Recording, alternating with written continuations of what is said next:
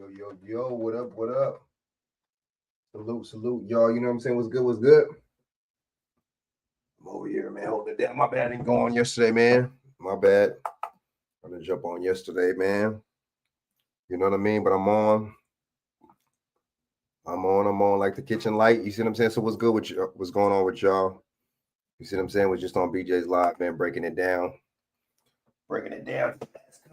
You know what I'm saying? So yeah, man, what's going on with y'all? Salute. You know what I'm saying? The whole nine. Yeah, man, we on it. You know what I'm saying? We on it tough. So yeah, man. So I'm gonna talk about all this stuff. You know what I'm saying? There's a couple things that happened on 322. That Skull and Bones Day. We want to break that down. We're gonna break down this mass shooting. We're gonna break down this these lies, everything. You know what I'm saying? I got a couple little things, man. We're gonna break down these lies, man. Television. You feel what I'm saying? So I'm gonna resend this out real quick. Television. All right. So I got a couple things, man. I'm on right now, man. My bad, Pianki. I got a couple things. So I'm gonna go into this mass shooting thing at first, man. All right, so hold on. Let me send this out and share this out. Oh, excuse me. Let me see, man. Let me see. See.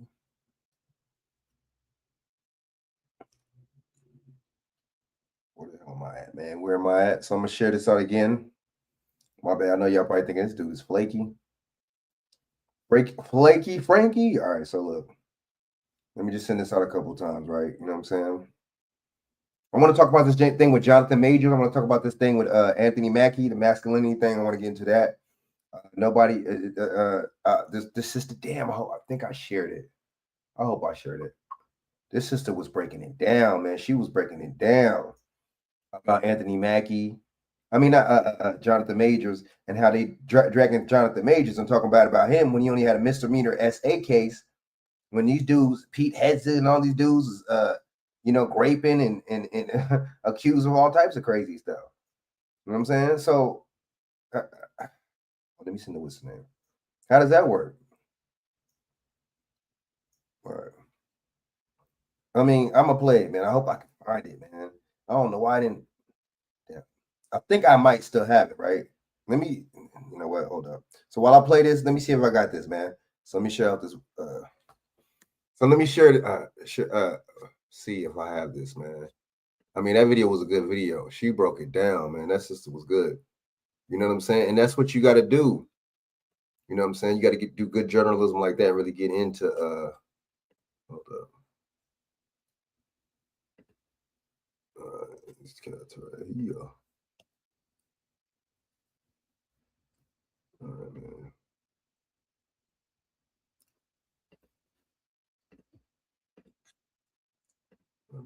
Baby.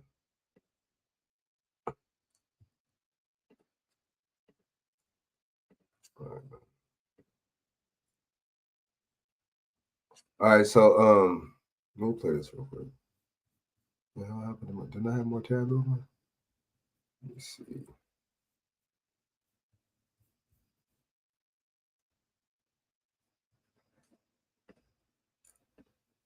YouTube, man. All right, so look. So, you know what I'm saying? Mexico.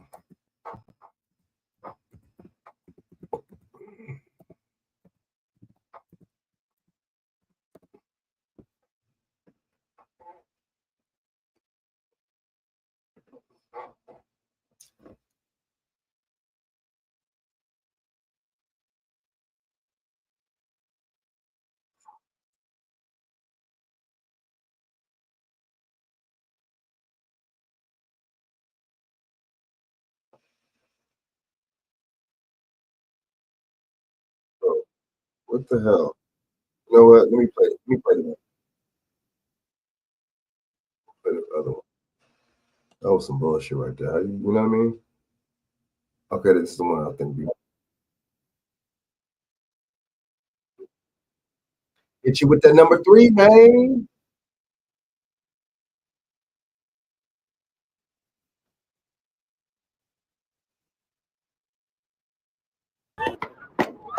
A fight between two groups escalating, people running for their lives.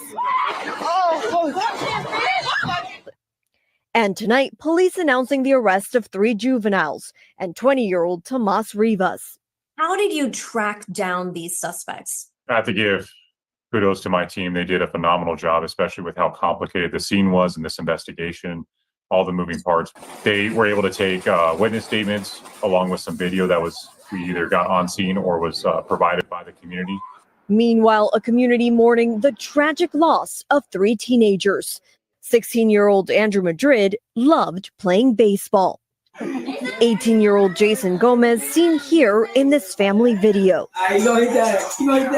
And 19-year-old Dominic Estrada went to the church led by Pastor Carlos Ivan Alvarez. It has been a devastating weekend for our community. Right now, it's time to bring strength and comfort to hurting people. A community now grappling with how to move forward after this senseless act. Camila Bernal, NBC News. Thanks for watching. Stay updated. Biggest face of my dreams. 3 days ago, another mass shooting rocked our state. Several people opened fire at Young Park in Las Cruces, killing 3 teens and hurting 15 other people. Well, today, one of the suspects, 20-year-old Tomas Rivas, found out he's going to be staying in jail for now. But we are also hearing from a man who tried to save Dominic Estrada, one of the victims. Monica Logroño is in Las Cruces as he recounts the tragic moments leading up to the 19-year-old's death. And we do want to warn you, this story may be difficult to watch and hear. Here in Las Cruces, emotions are running high as the community continues to mourn. Dozens have come out to pay their respects at the 3 memorials set up. Get 3 suspects. Excuse me, 3 victims. Here we go with the 3 victims thing again. What up, man? 3 victims. What's wrong? You know what I'm saying? Hey. What's a guy named Monel? Yeah, he was. He sent me a couple messages. He was like saying, he said it ain't just playing the video too long. He was like, it's the algorithm when it's a point that they want to play. They don't want people to catch up on. They'll also do that too. When it's a certain point of video, they don't want everybody to hear. Yeah, he brought that up to me too. Yeah, he sent me like a lot of messages. Sounds about right. My bad. Yeah, he was like saying, yeah, that was Skull and I thought about that was 1051. That was Skull and Bones, right? Everything else we played. Everything was all straight. Huh? Everything was all good before that. That's I looked at. I went back and looked at it. I said, dang, they talking about Skull and Bones. So that might be something they might not want to get out the gym. I'm gonna rock that boat, baby, like Aaliyah. You know what I'm saying? I agree. But it's all good. Like I said, hey, look, they don't put me in slam for 4 months. What's a little copyright strike? At Young Park for Andrew A.J. Madrid, Jason Gomez, and Dominic Estrada, the ones who didn't survive the mass shooting. For those who did, they're replaying the moments in their head, wondering how this all happened. I can't stop seeing his face in my dreams. What? This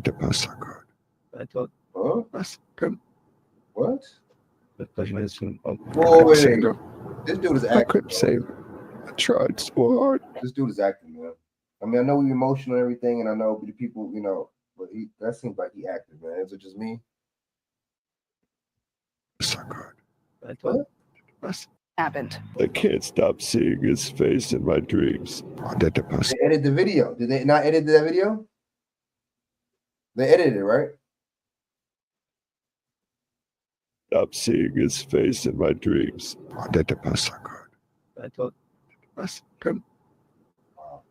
I couldn't say no. I couldn't say no. I tried so hard.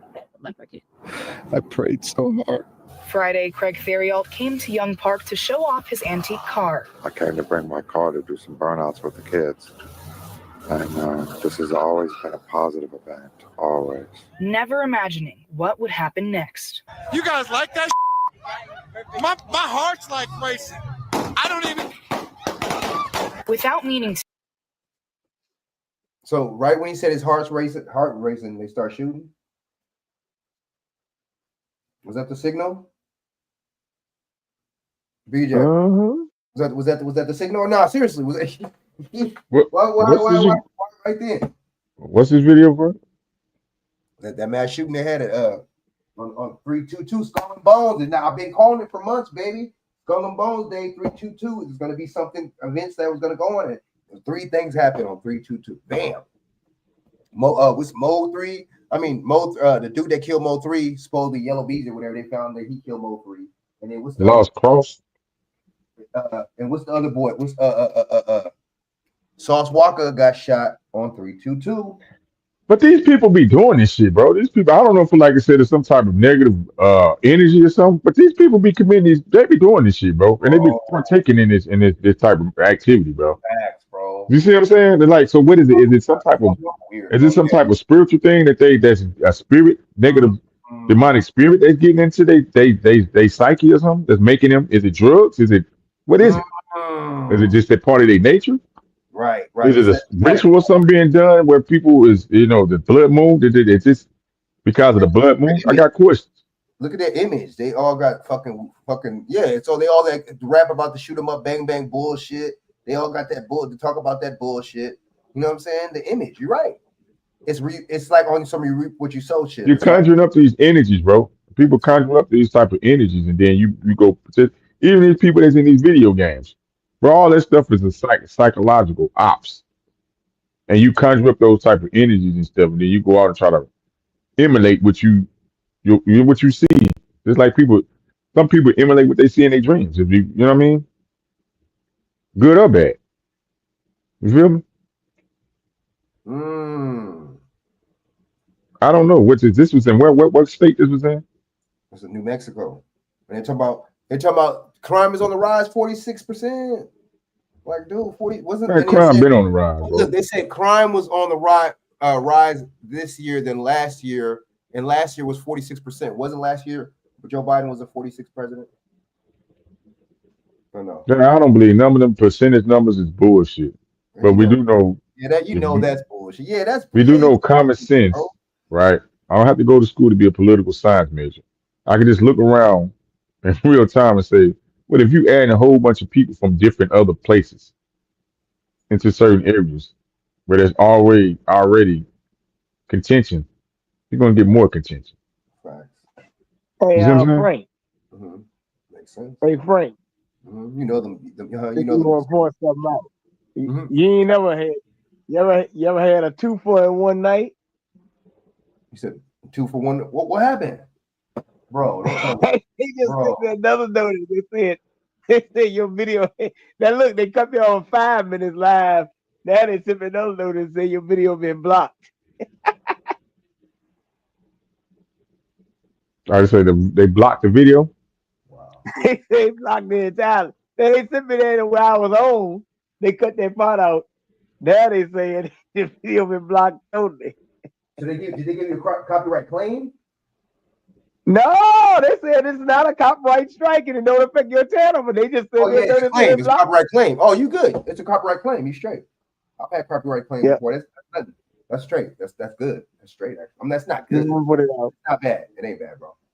But you know what's whack though? No, you know what is bullshit? The fact that the time and all that shit, the 2 hours that you was on StreamYard, that was a waste of time. That's bullshit. That's the bullshit part. Could be a scam. Could be running a scam, man. You might. Hey, people got to start filing cases on these people because that's a scam. If you saying you block my video, I can't get back and go get that time back.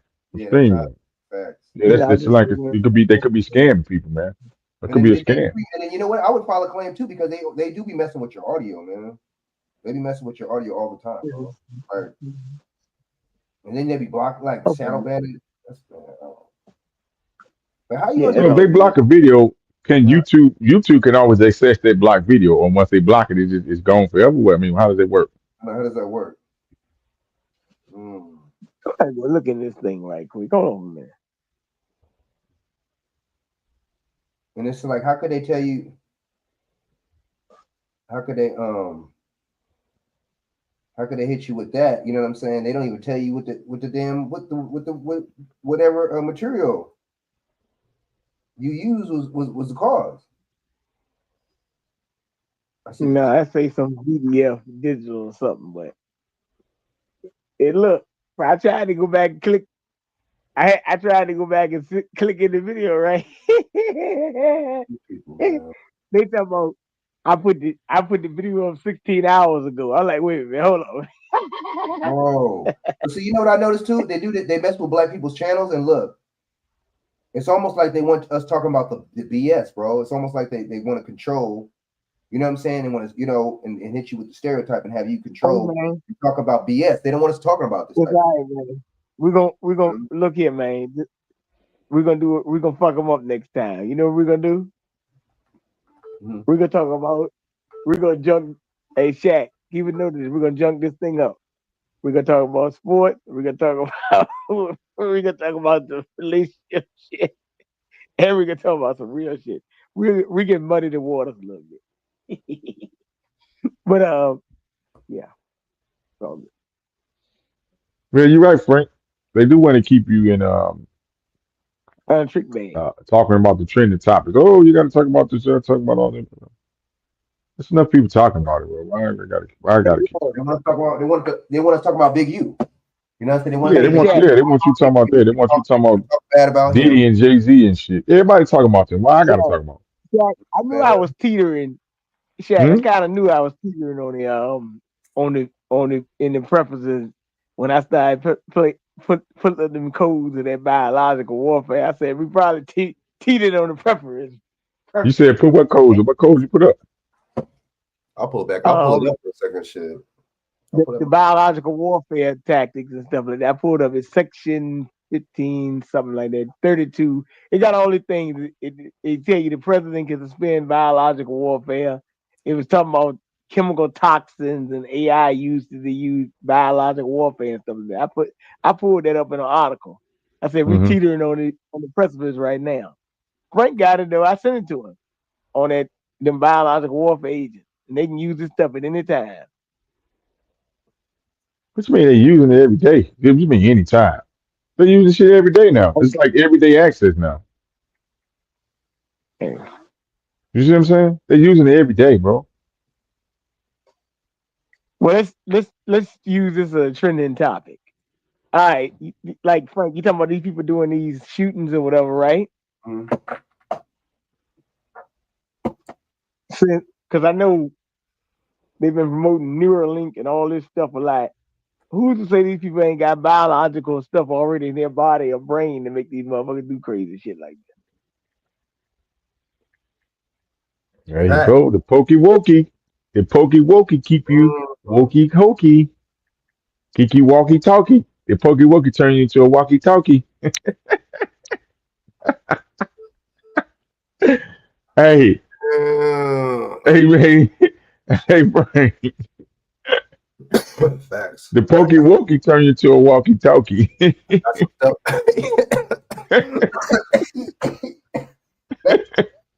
A human antenna in this bitch. Well, I got some you stuff. Best believe that. It's okay, Biden. You better believe that. I got some stuff on Biden now, big baby. I got some stuff on Biden now. I got some stuff from all different angles. Let me finish to play this real quick though. I got some stuff on Israel. I got some stuff on all types of stuff, man. I just been trying to research, man, and just trying to do my due diligence, man. You know what I'm saying? You feel me? I want to talk about the segregation ban thing a little bit. Everybody, you know what I'm saying? You know, like I don't think black people's in their feelings at all. Black people, we ain't in their feelings about the segregation ban. The segregation ban. What does that mean? Covering that shit. So basically, you know about that shit, BJ? The ban is so lifting the ban off places, the government contracting places and government contracts. You heard about that? Yeah. It was like a federal. It was like a thing. What's your opinion on it? Remember, what's your fact? Because I know you did your research. Look like it was about workplace stuff on the way they bring it up is about trans stuff and stuff like that. Like I said, when I heard about it, right? I was looking at it like, even if it's so, If not, it is what it is for me. Shoot, you already live in a segregated society anyway. Exactly. Rich versus poor, stuff like that.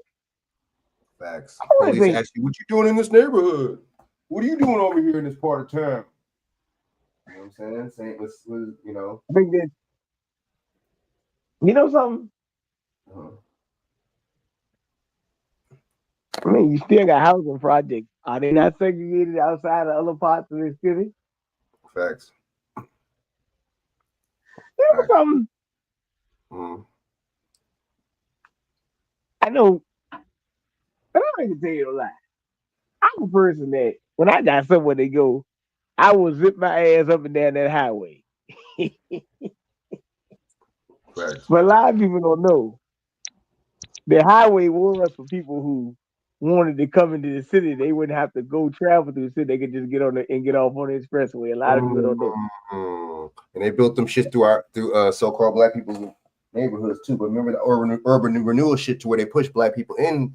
So they took us from the suburbs. See, they switched it. They put these white motherfuckers in the suburbs and switched us and put us into the cities. Bam. Oh, wait a minute now. Now wait a minute now. Now watch this. This thing getting reversed now though, because if you realize now, they are moving in the city and they moving those people out to the county. So it's like a thing going on. Like they flipping this thing. They're making all these apartments in the county now and moving black people out the cities, and they moving in the city. So it's kind of like it's like a rebranding thing.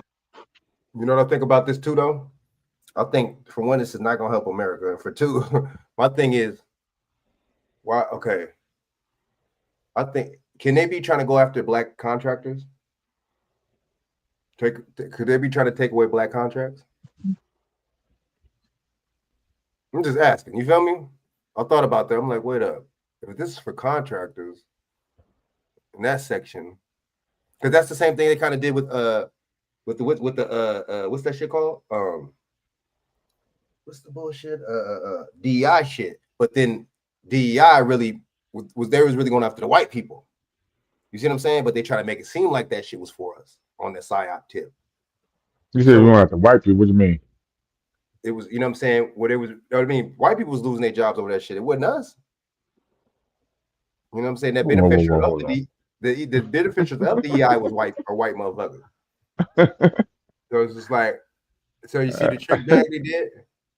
Hey man. I don't know. All right, so let me finish playing this shit real quick. Theriault caught the Las Cruces mass shooting on camera, capturing the moment 18 people were shot. Oh my God. I just witnessed a murder. From there, Theriault jumped into action, heading over to Dominic Estrada. Took my shirt off and a makeshift tourniquet. I felt the back of his head. There was an exit wound. And I knew I had to apply pressure. He was still breathing.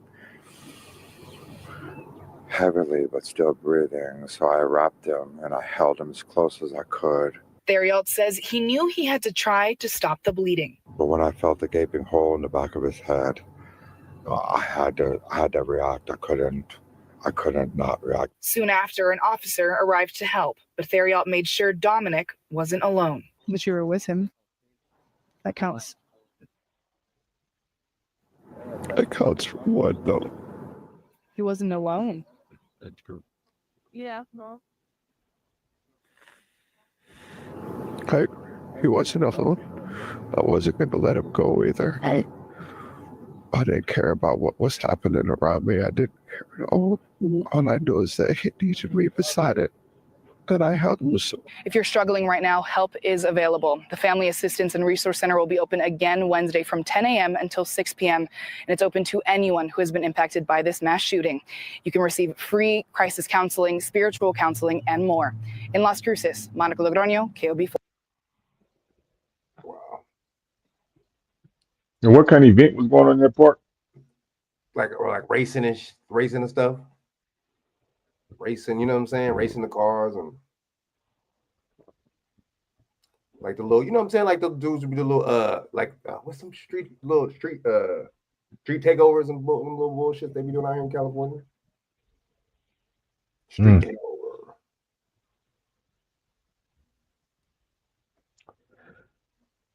I don't know who he's shooting for. And they got 4 cats. You know what I'm saying? Oh, they got 4 cats up some ball. 4 dudes. You know what I'm saying? I'm like, okay. All right, so look.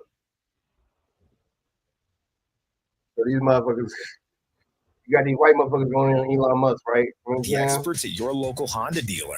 Like, they use genuine Honda parts and factory. To act like they have the strongest connection to history and heritage. Yet history suggests Honda drivers. Did you know Hondas have the highest resale value? If you want to keep Tesla was founded in 2003 by Martin Eberhard and Mark Tarpenning. Musk swooped in with the money, forced himself into leadership, and then erased the real founders from history. Tesla's actual engineers create its technology. Musk just takes credit for it. Musk did not create SpaceX's rocket tech. Everything SpaceX does is built on decades-old NASA and Soviet research. Who've been saying something similar like that? Who've been saying something similar like that? BJ, right? You've been saying that the whole time, right? You've been saying that his stuff been government funded. You've been saying that. So that ain't nothing new. Yeah, that's all. BJ been saying that. That Elon Musk stuff has been government funded. SpaceX is not really his. BJ been None of these people that's considered founder. Anybody that said it, anybody that word founder, all that shit, bro, meaning they motherfuckers got funded to go buy somebody else shit, bro. Them niggas ain't founding shit. They ain't create. Nobody don't say creator. They say founder. Founder. That's the same thing with this bullshit with Christopher Columbus. Oh, discoverer. Founder. Nigga, you okay? You got a government funding to go buy somebody else. What's her name? Somebody else works, and put your name on it because see, in that even in this particular publication that you because I don't know if I shared it to you or not, but they talk about how they even sued, or I don't know if he tried to sue them or some shit, and in the lawsuit it said something about long as he get to say that he's the founder. You see what I'm saying? I keep telling these white motherfuckers are cheaters, bro. They cheat and they scheme and scam to get to where they at, bro. These niggas are not smart as you think they are. They just scammers. They just willing to pull the scam off. A founder. Shit. Let me use the word right. Mm-hmm. A founder. See, the technology, a lot of this technology already there by the government, right? Mm-hmm. These people are front men. Okay. It's kind of like the guy Franklin on the video earlier I was playing when he was just saying, like, once they start putting these organizations like Skull and Bones and things like that, once they get these public relatively, they've already got new society, new organization. It's really on to the next. I was just playing that because of 322. They got way more secret societies than that. And they're not even really that secret, actually. But man, ain't scratching the surface. But these people, like I told you, Elon Musk is a front man. I tell you, Peter Thiel is Elon Musk PayPal mafia. So Peter Thiel actually got more influence than Elon Musk. You don't even hear how people talking about no damn Peter Thiel. Facts. Anybody putting out in the front really ain't, to me, anybody. Why they call Elon Musk a Dusty? That's what I've been saying that, dude. Why they don't never call the white boy the Dusty, dude, and he be and he be looking funny like a Fraggle Rock looking motherfucking weasel looking. I don't understand, man. It's like, I don't know, man. You know, I got let me stop myself. We don't have no women. I ain't doing that. But carry on. But I call them that. Like I said, you front man. Anybody they just putting out and they making all this news story about and all that. They ain't nothing but controlled opposition, man. That's a bunch of bullshit. What did the dude tell you when in that documentary when he said you know something is a psyop? When they keep playing somebody over and over, week back to back, that's a big indication right there. And I told you, that's why I showed you the thing earlier. Limited hangout. Ain't nothing but a CIA espionage tactic. Yeah, he went from buying it. He purchased Twitter and called it X. Right? Oh, it's supposed to be back putting freedom of speech back on whatever, you know. Okay, but you still blocking people off for what they say. Wait, say that one more time. My bad. Say that one more time. Oh, shit. Say that one more time, shit. Say that one more time. No, I said he allegedly supposed to have purchased Twitter, and then changed the name to X. Right? And he's over restoring people's freedom to freely express themselves on these open platforms, public platforms. But you still got people on it that you block of certain information that they say and put out. But porn, they can use you. Porn could be all through that mother. Ain't nobody getting blocked with the porn. Porn is all, you know what I'm saying? Imagine how much CP is on that, dude. Oh, dude, you never do these. And see, they be into that, all that stuff. Yeah, they'll be into that. Horses and all time. You know what I'm saying? So, but that's what I'm saying, man. That's why I don't never give these people credit like that. You know what I'm saying? I don't never. You know what I'm saying? Because these CC, man, Catholic Church. Other words known as, you know, anybody. That, forgive me when I say this, but I'm saying it. I'm saying it as a shock jock to shock people to the reality of what's been going on. Right, Frank? CC, right? Catholic Charities, a Catholic Church, or Christian Church. Also, CC also can stand for Children's Cakes. Wow. You see what I'm saying? Because that's what they do. They offer them sweets and cakes, and they take their cakes. And put the medicine. They put the medicine in the cake and offer them cakes, sweets. Going back to, you know, Valentine's Day. Offer you sweets. To be my Valentine. See, all this stuff got a major play. The stuff has got an origin, like I said, an origin story to it. And we tend to forget it because we get caught up in the vanity, and the need to be involved, the need to be the void need to be involved in something. You see what I'm saying? They play on that on people's need to be involved in something, want to be part of something. So they'll overlook things that they were like, damn, that's kind of weird. I thought y'all told us that candy and stuff was mess kids' teeth for, but all of a sudden everybody cool with giving kids candy, trick or treat, Valentine's Day. How does the brain process that? Facts. You told us to go to get the cavities and all that shit, but at the same time, you got a whole days where they just give out candy. See that? Come on, man. They play too many games. Want to keep you drugged up? They play too many games. You know what I'm saying? Keep you drugged up. What? But I got knocked off? Oh no, there you go. Yeah, what you think about that? What you think about? Because we're talking about, and another thing too. I don't know if you're gonna address this on this thing. RFK come on spoke about the toxic metals. They doing an audit on the toxic metals that's in the baby food or some shit. He said, well, this should have been done years ago. We ain't done it. They supposed to do it every year or some shit, they claim. You know what I'm saying? Test the levels of toxic metals that's in these baby formulas and shit. But see, wasn't he in office before? He wasn't in office, but he's been in the Senate or in the what's name. So why didn't he address that thing? Yeah, why they address it? You see what I'm saying, dude? Like what RFK. Who didn't address what? Who didn't address what? He wasn't in the Senate. Or was he was in the well, he was definitely he was still in the office, still in I mean he was still definitely in politics though. I mean he got that shield and health defense But you know what's so crazy? I told you they got a new director of the CDC today, right? Right, that's okay. That's what we were talking about. That's what we were talking about. Right. Yeah, The right. one. I'll play that right now, and then let's play that. Her name is Monanez or something like that. Because I tell you, Dave Weldon was the guy they withdrew the nomination from, right? They said he was too much of skeptical of the jabby jabs, right? This woman that they just appointed to the CDC, she got to be nominated. She a Bill Gates associate, man.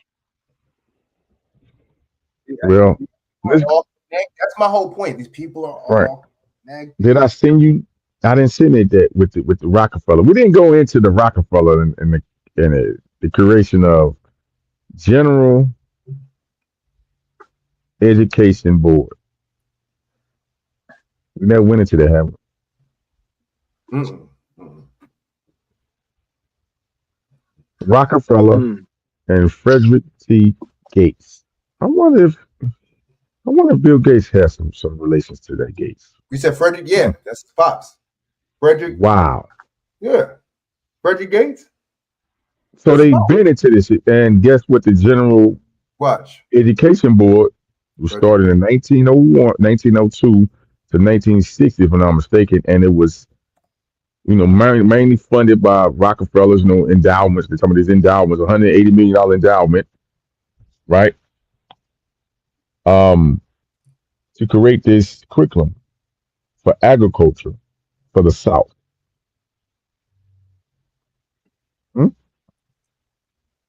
Wait a minute. What's that Gates' name again? What's his name? Frederick T. Gates.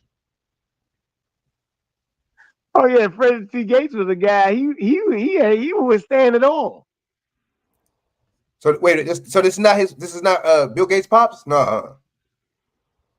It's most likely a relative. The most likely is probably. Yeah, because that dude you talking about. Oh yeah, this is 18. Sorry, my bad. That's not. I don't think this is pops, right? Nah. Yeah, we said 18. No, I said hold on. I'm saying they keep telling us about this slavery shit in the 70s. Bro, a lot of this stuff, these people came and took all that stuff in the late 1900s, bro, 19th century. Look up GEB, General Education Board. I think it was from 1902 to 1934 or 1902 to 1960 or something like that. And they was creating colleges and universities and stuff for agriculture in the South. What do you say? GE? General Education Board.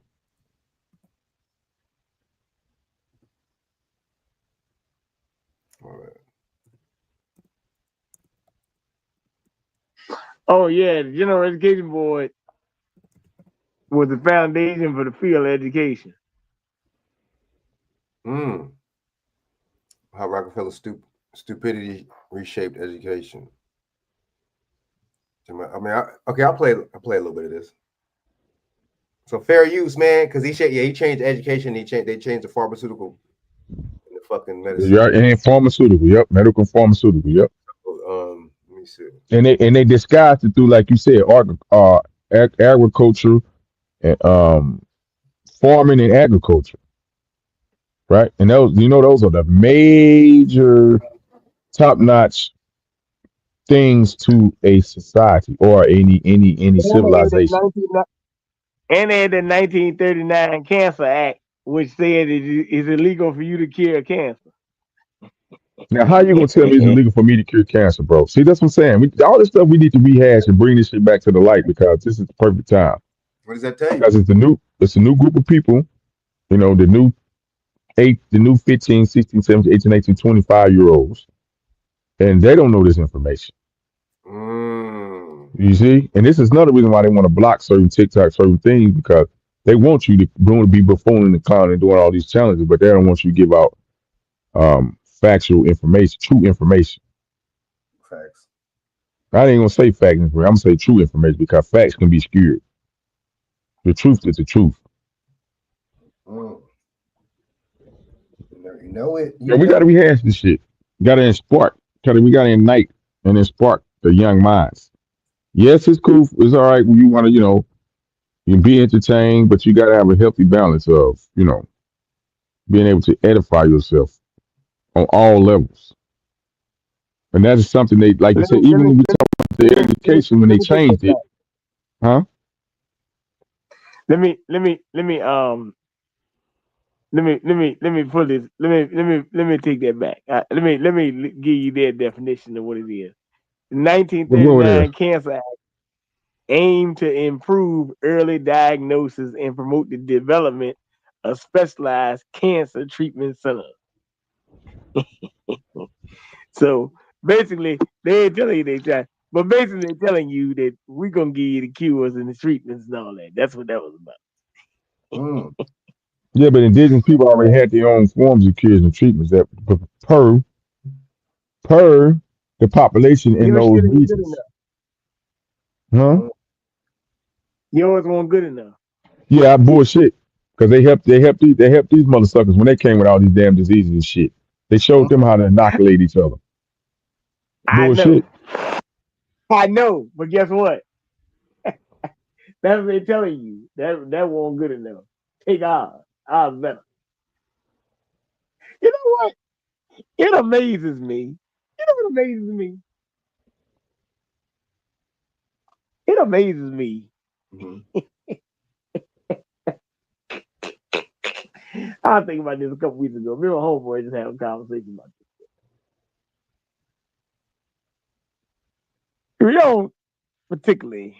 I know a lot of people say they don't like white people or whatever. It is what it is. That's either here or there. They call them YT now. They call them YT. The YT. Whatever. Okay, whatever. YT, whatever. Because I don't call them niggas white. Them niggas ain't white. Fuck them. But look, check this out. I don't give a damn what they is right now. I'm just saying it don't make sense to me that you say you can't stay there, but then you go to the hospital. I mean, there could be somebody else working on you, though. I mean, it might be Indian or somebody like that. Yeah, they just worse.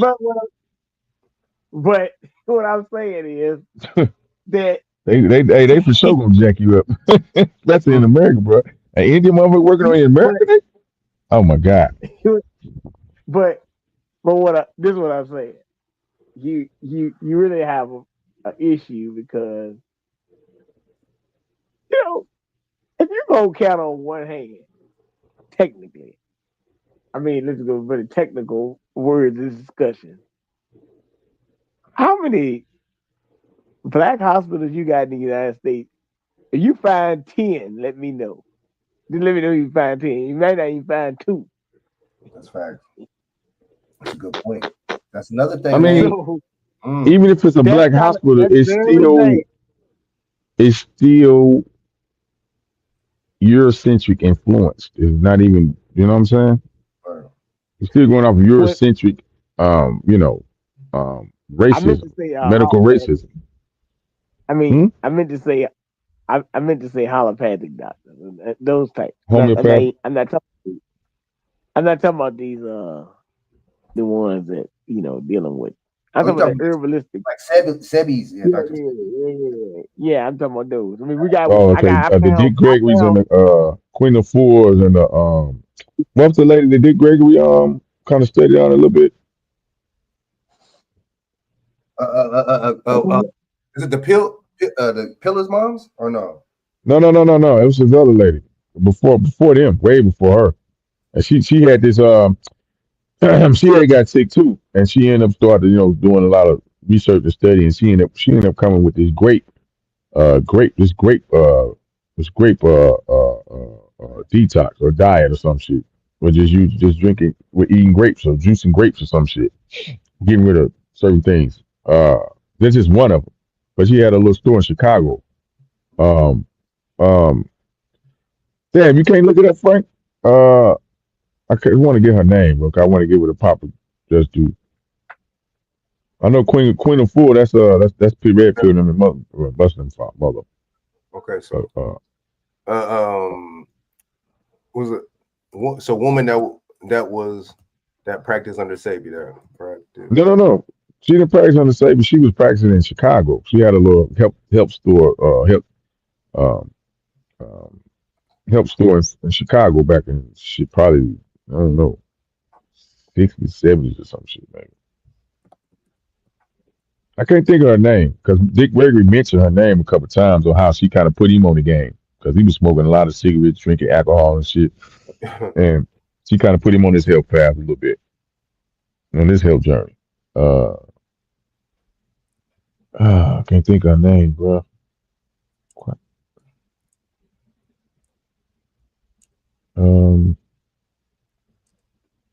The reason I'm bringing it up because people have, like you said, she's just another prime example. People have been figuring it out, how to do it, how they use natural things to promote natural, safe healing, ways to heal yourself. You know what I'm saying? And recover, make your body so your body can naturally recover. You know what I mean? All right. Damn, I can't think of her name. Let me see if I can Google her name. Hold on. What, Lillian Gregory? Alenia Fulton? Fulton. That's her name, Fulton. Alenia Fulton? Fulton. I think that's her name. That's the name, Fulton. Oh, shit. What did it say about her?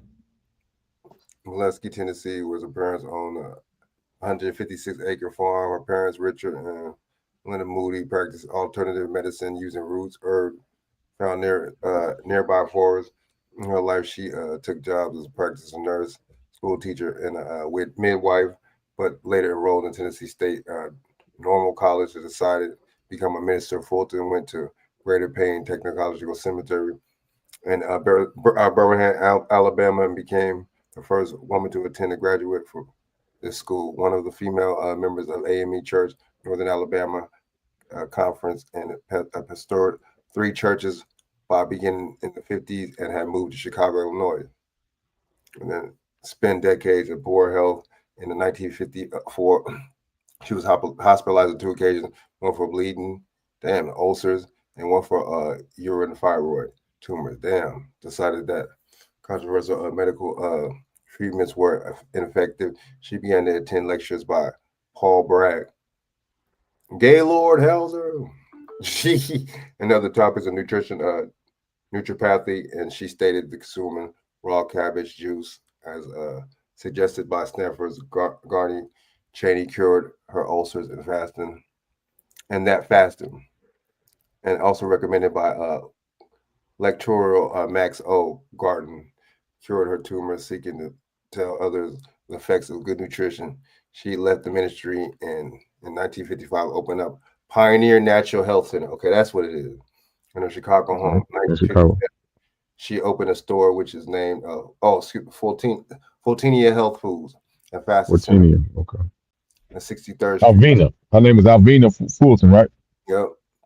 Right. The store sold restaurant items such as salads, soups, juices, vegetarian chili as well. Portions mixed with Fulton and herb, vitamin pills according to naturopath Elvine Silva. Excuse me. It was a homespun kitchen that exploded all over the place. And then Fulton store served mostly members of the local community and got little attention until 66 in the year.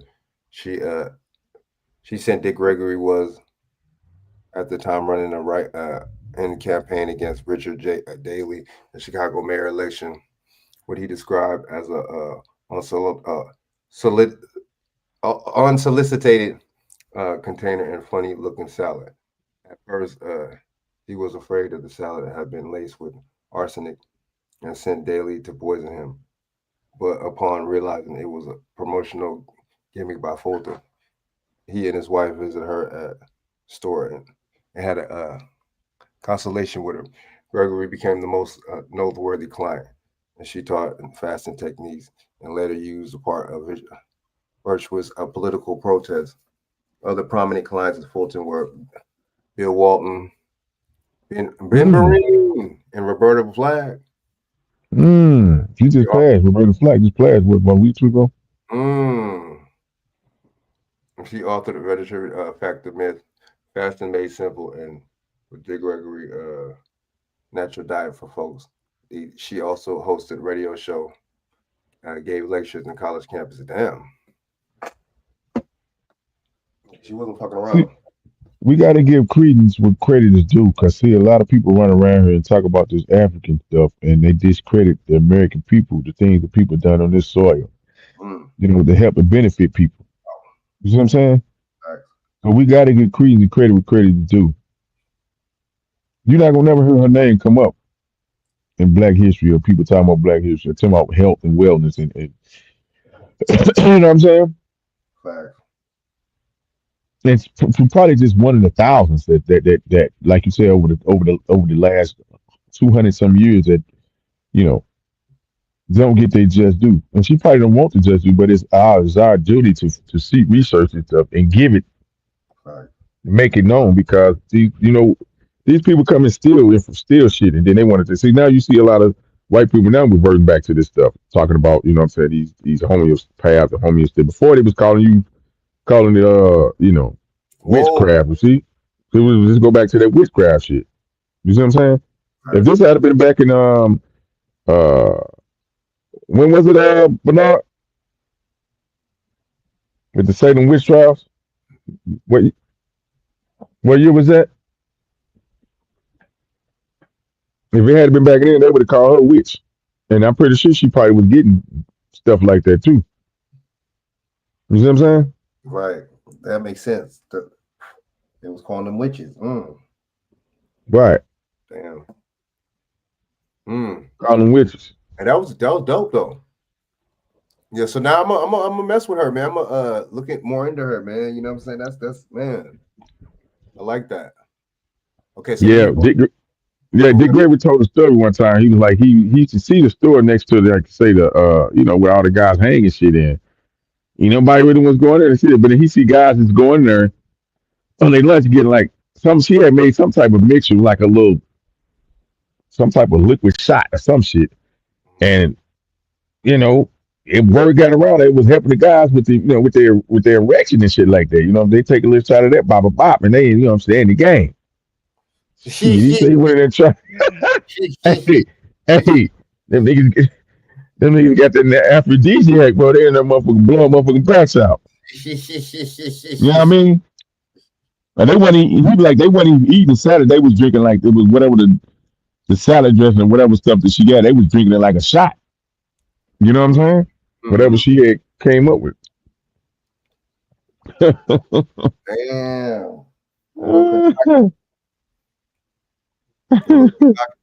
He said he was blowing them backs out. Blowing backs out, nigga. Come on, man. nigga.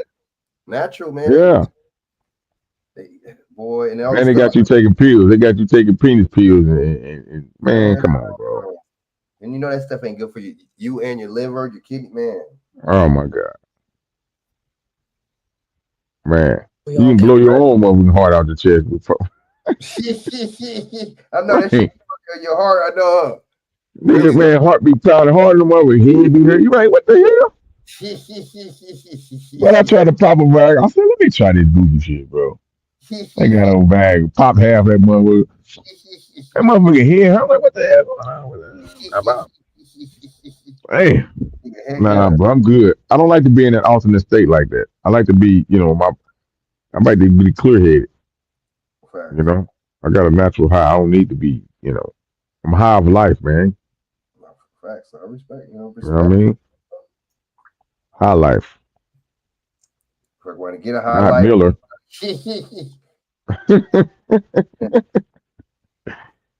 Yeah. But then, hey, that shot of that, what's the name? That's the something, that salad, wherever the fuck that is, man. But you know what? I can imagine I could probably imagine what she probably put in there. Probably apple cider vinegar, probably mixed between apple cider vinegar, probably some olive oil, probably maybe some garlic or some fresh garlic probably in there or some shit. Cayenne pepper probably. You know what I'm saying? I could probably just probably Celtic salt or some shit. You know what I'm saying? Yeah, facts. Yeah. I could just imagine. I'll be keeping that some apple cider Celtic, so I got some of that shit. I gotta make my little detox drink too, man. It's about to be spring, baby. You know what I'm saying? What's the point of education? Baby, you know what I'm saying? I mean, really, what's the point? to learn to read, write, and arithmetic, but for what purpose? Beyond all the lofty ideals of education, the brick walls and fountains and gardens of Ivy League schools, the purpose of education is to create workers. How many times have you heard someone say what their major is and the response is, "What do you plan to do with that?" We are educated so we can get a job. In the early years of Canadian and American education, things were very different.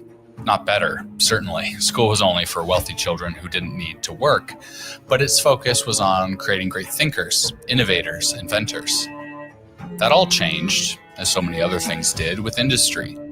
And if you believe the stories, it can all be traced back to one man, John D. Rockefeller, the richest person to ever live in the modern era. So much has been written about how Rockefeller maliciously targeted lower-income children and morphed the school system to create a mindless army of worker drones who were prepared only to serve his companies and maximize his fortune. I disagree. There's a philosophical phrase called Hanlon's razor. It states, "Never attribute to malice that which is adequately explained by stupidity." Rockefeller and his influence on education is a perfect example. The position of power that Rockefeller found himself in over education was a byproduct of his massive fortune and of capitalism, which places into position of power and influence powerful people who often know nothing about the field they are influencing. In this video, we explore Rockefeller's approach to education, fueled, I believe, by a legitimate desire to help, and how his best intentions and complete lack of expertise had dramatic and far-reaching consequences that affect the way you learn to this day. Man, I'm telling you, they building, you know what I'm saying? They're building people that workers, man. They want you to work for them, bro. That's it. Most of the time, you can't even get a damn job in the field that you get the damn major in. And some money is hustle, man, because guess what? Even if you get the damn job, you're still gonna have to pay off the debt that you accumulated from the loans, man. It's like they got it, you know what I'm saying?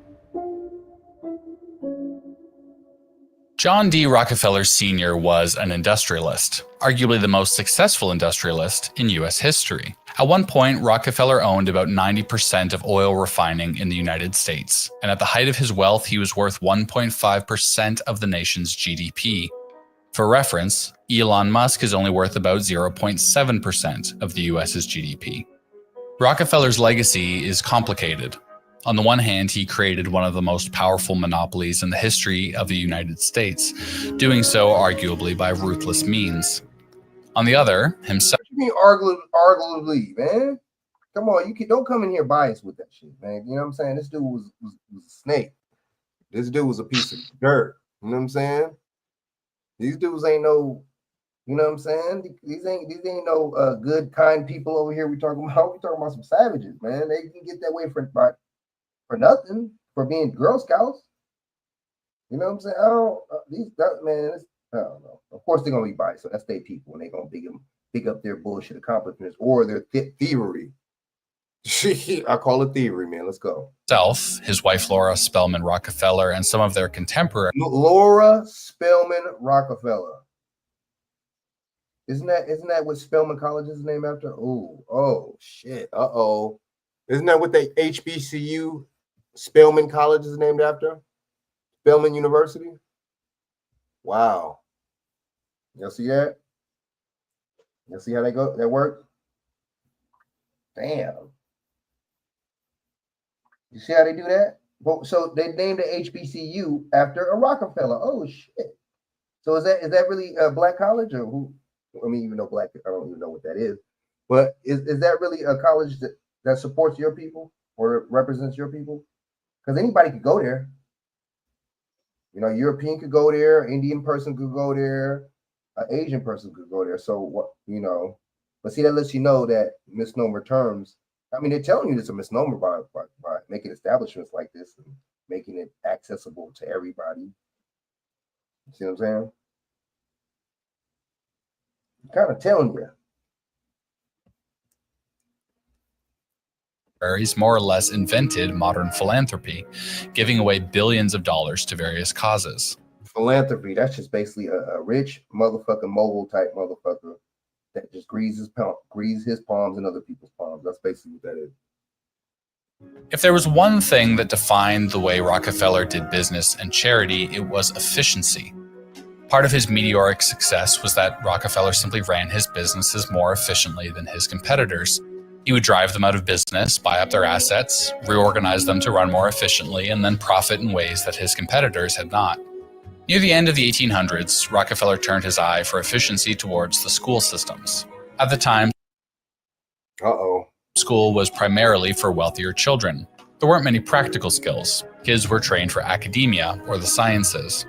The United States had seen an influx of immigrants, and most poor and immigrant children had to work from an early age to help support their families. In the South in particular, slavery had only been abolished about 15 years earlier. The South was still struggling to replace enslaved peoples with new farm laborers, and the Black community faced a significant lack of education. Rockefeller set out to change this, putting his philanthropic efforts towards education in the South. He envisioned a very different idea of schooling. He thought school should be full of vocational training, practical tools to teach children how to succeed as farm or industrial workers. In 1902, Rockefeller put up $1 million, over $33 million today, to establish the General Education Board, or GEB, an organization that would provide support to educational institutions in the South, as well as medical and higher education institutions across the United States. At the time, it was the largest philanthropic donation in U.S. history.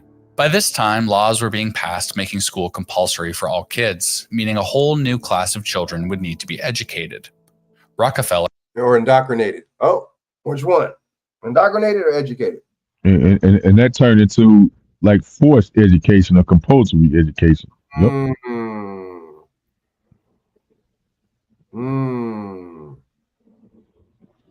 Fact, Doc Walls, compulsory education forcing. Low key, kind of like low key, damn, they're almost like a boarding school, like low key. No, low key. It was the expansion of boarding school. I keep telling you. You know? Right. Because some of them schools had religion in it. The boarding schools they was heavily indoctrinating them in the religious Christian religion, bro. Facts. Damn. Good point. Good point. Who, despite claims to the contrary, retained massive decision-making power within the GEB, and the GEB itself had a clear belief when it came to education, that poor children should be trained not for academia, but as workers. Periodically, members of the GEB would publish occasional papers, a place where they could outline and disseminate their views on education.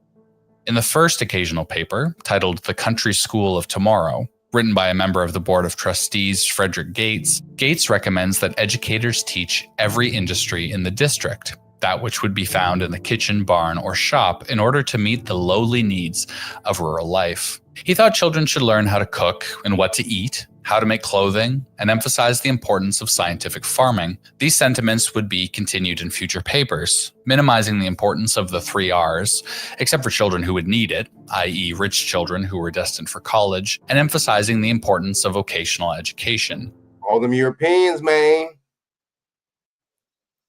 That's the working class. That's all it is. Just mold you to work. That's all. Yeah, they call them rich children. Bro, these people come over here with poor, man. A lot of these people came over poor. But more large property people came over poor. They didn't have any skills. That's why they had to put them to work.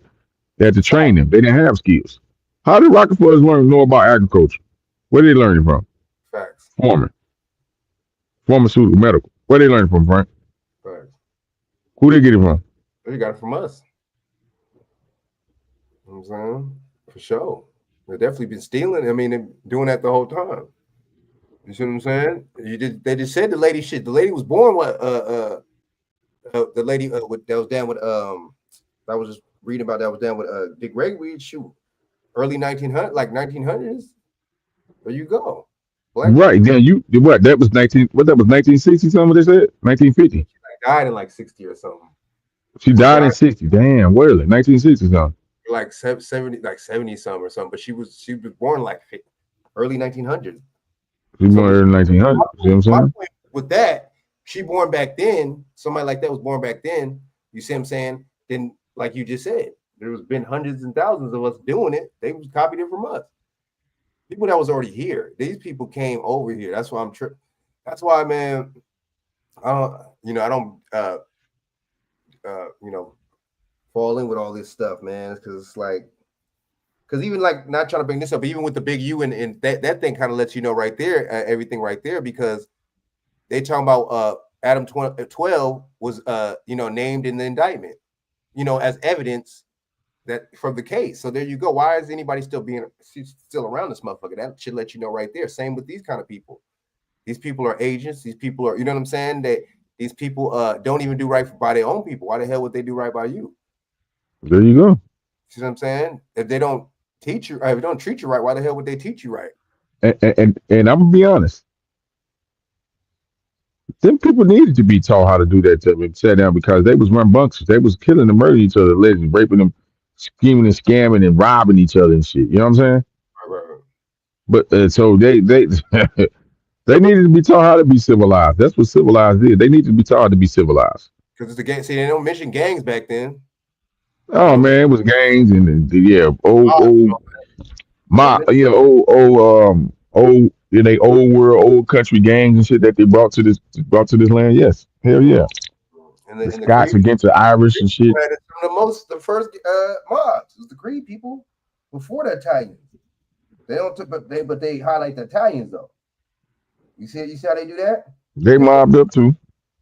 They put the Italians like they were first and the most infamous. Now the Creed people was Meyer Lansky was no joke. Put it like that. Meyer Lansky taught a lot of them what time it was. They're not gonna put it out there like that though. They're gonna put it out there like, oh, they was on the same level in the Italian. You know what I mean? Like, the GEB didn't technically have any power to make decisions about education, but used their sizable. The Masonic. Look how they all sitting. Look how the ones on the right are sitting. The Masonic, leg crossed, hat on the. What they got? The cross. What they got? One leg on top of the other leg or something. Hat on top of the lap. Come on, man. And don't Jay-Z be looking like that? Don't he be sitting like that when he being interviewed and shit? A lot of them be doing that. It's like Abraham Lincoln. They got the whole statue of him with his legs sit up like that, don't they? Yep, Masonic, man. Captain Morgan. No, I'm saying. Let's see, Captain Morgan. All these Masonic codes, all this Masonic stuff is letting you know, man. These 13s, these 3s. You know what I'm saying? All that stuff that happened on Skull and Bones 3-2 the other day, the Sauce Walka shit, the New Mexico shooting. I called it. I knew it was gonna happen. Watch. And why is Big U? Why is his hearing on 331? Come on. Didn't Nipsey die? Didn't Nipsey Hussle die on 331? You see how they do us? Nipsey Hussle died on 331. He died on March 31st? Yeah. I thought it was in August. What? No, that's his birthday. Oh, his birthday in August. Watch. You sure? Yep. I think Kobe's birthday in August too. Watch. Let me see. Okay, what? Maybe wrong. March 31st, 2019. March 31st, Big U's. They're playing with us. Big U's hearing is on 331. Come on, man. I don't know, bro. Come on now. Are they messing with us or what? What are they trying to tell us? But see, they want to go down on Big U, but let's see, I'm gonna play something on these Tennessee skinhead clan members. So you do whole documentaries with these people and you don't take them down? They're actually called hate groups and they call themselves hate groups, but why are they not taken down? When you say something on YouTube, some bullshit on YouTube, it's hate speech. Well, how does that work? So the actual hate groups don't get taken down. But if you say something offensive that offends somebody that somebody says you say offends somebody, then that's hate speech. Interesting. Wow. Okay. I got it.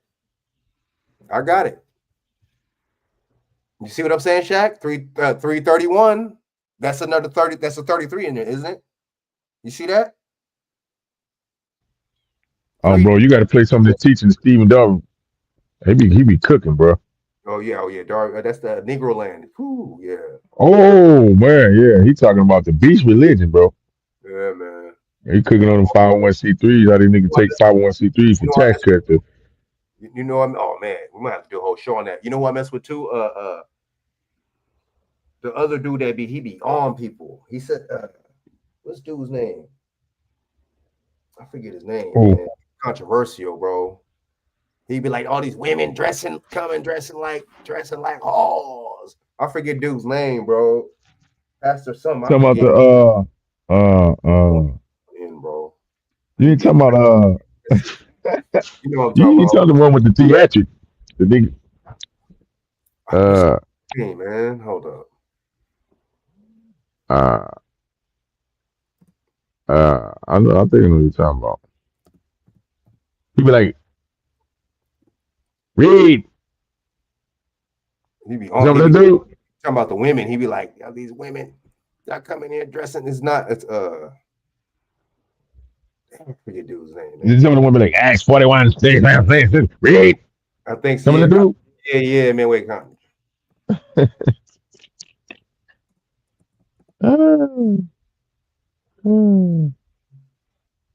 What's dude's name, man? Yeah, I know what you're talking about. I forget the dude. He be on it.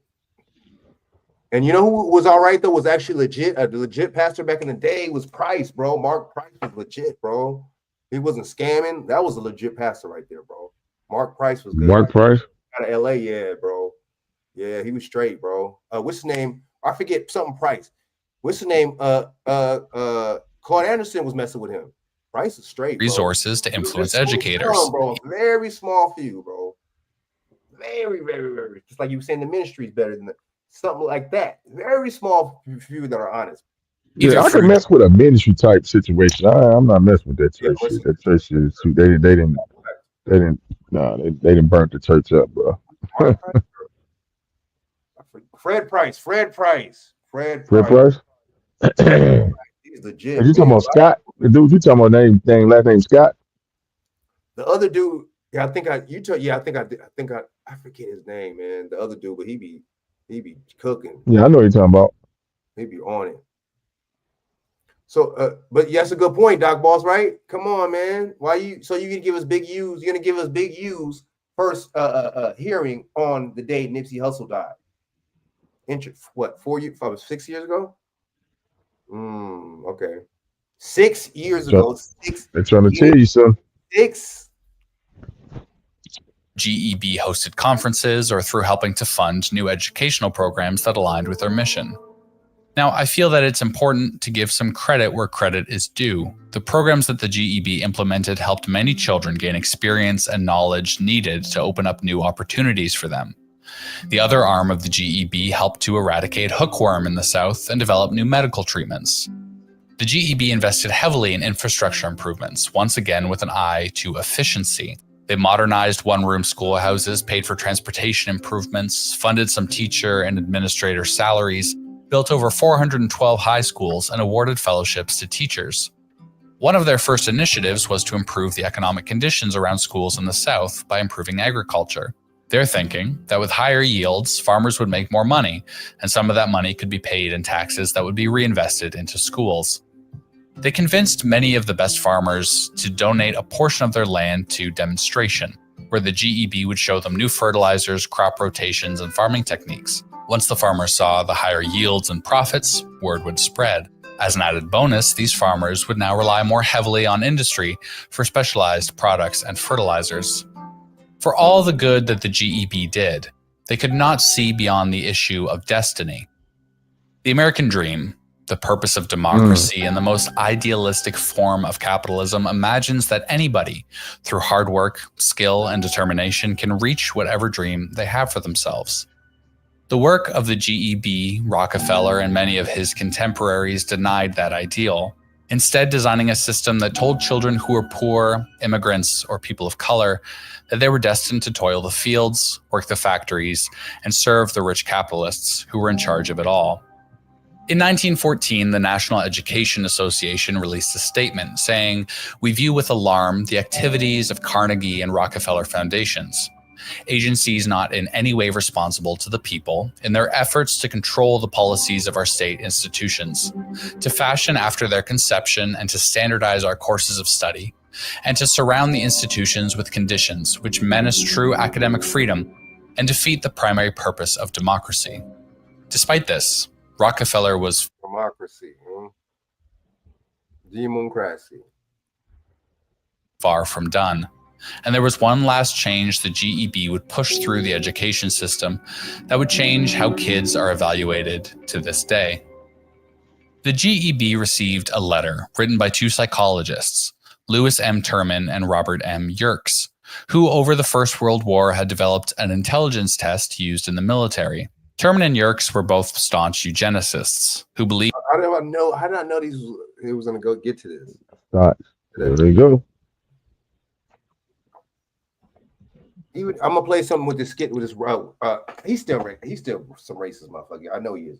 He was an ex-skinhead, right? And he was breaking it down. But he had a good point though. He said, "Yeah, it was just straight pseudoscience." I'm like, "Oh yeah, dude, yeah." He might. I know he still has those racist views, but dude probably is not fucking with it though. It sounds like he's really not fucking with it because he said it is pseudoscience, and I'm like, "Oh, he admitted that. Okay, I got to give him a little bit of leeway because it is pseudoscience." He's right. It's pseudoscience, bro. It's all BS. That's the brainwashing they give to their people. You know what the brainwashing they give to our people? The slavery shit, the smack a bitch, shoot a broad up, smack a in this and that. You know what I'm saying? My money, this, go rob it in this and that. Be an outlaw, this and that. You see what I'm saying? So it's just like, I get it. They brainwash them with this and they brainwash us with that. You see what I'm saying? And then too, they telling them that too to push that they're superior to people. Believed that the capacity for intelligence was a trait that could be bred, but that education played an important role in bringing out one's potential for intelligence. Terman and Yerkes wanted to develop a version of their intelligence test for schools and use the result to create a 3-tiered system based on each child's level of mental capacity or deficiency. Children would then be educated. And those are the same tests now to determine if the kid is going to go to prison. The same kind of shit. They have tests. They have certain to where you score a certain way on certain things and certain levels, and they're not excelling in certain levels. They'll be like, "Oh yeah, he's going to go to prison." I'm telling you, man. And nowadays, it's not even just that. It's the system in the home. One parent home, mother, single parent, and now it's even it leveled up to like ×3 because now you got social media, and people ain't using social media to what they're supposed to be using for. It's supposed to you socialize and really gain information. Motherfuckers, we gonna act a fool. Every time we do something, we put the extra stank on it. You know what I'm saying? Like Big U is locked up, and people are still talking up to Adam 12. It's just weird. Like, and people are still talking on the internet about crimes. Like, wow. And then you got other dudes talking about Big U and them alleged crimes on the internet, like, and having whole parties, just panels, and we like to let's experiment the projects. You know what I'm saying? Get it? Damn. I think we're passing. Jack, we passing the experiment, bro. We passing it. We're not feeling it. We passing that shit. Educated based on their ability, with children in the top tier receiving a wide-ranging education and children in the bottom tier being trained to be laborers. This kept schools from wasting resources on children who were destined for the fields anyways. The GEB was skeptical. Didn't I just say that earlier? I just said that, huh? They're going to be working in the field. They're going to be working anyway. The laborers anyway. They're going to be there. That's what they were there for. And then jail too, for penal colonies, same kind of stuff. Skeptical, not because of any moral issue, but because the proposed structure was simply too complicated. After suggesting some changes, the GEB donated $25,000 for Terman and Yerkes to develop intelligence tests for school children. Although not the only factor, the work of Terman and Yerkes was instrumental in the development of the SAT and other standardized tests that define how we evaluate our children today. The SAT and other great thing about it is a lot of this shit is math, yeah, but everything else basically when you're in school is like memory and shit, and how you can remember some shit. So basically what that shit is, spelling and all that bullshit. You know what I'm saying? It's like tests have continued to like females are smarter than God boys. If females are And on what kind of level? In what way? You talking about book smarts? Legacy that What are we talking about here? the GEB overall be pushed in the South, one that separates children by class, putting poorer children at a disadvantage and depriving them of opportunities. But that's a topic for another video. And this returns us to Hanlon's razor. Rockefeller and his associates saw a need, a lack of education for children in the South, and set out to fill that need. I believe, at least in part, his intentions were good. He wanted to help.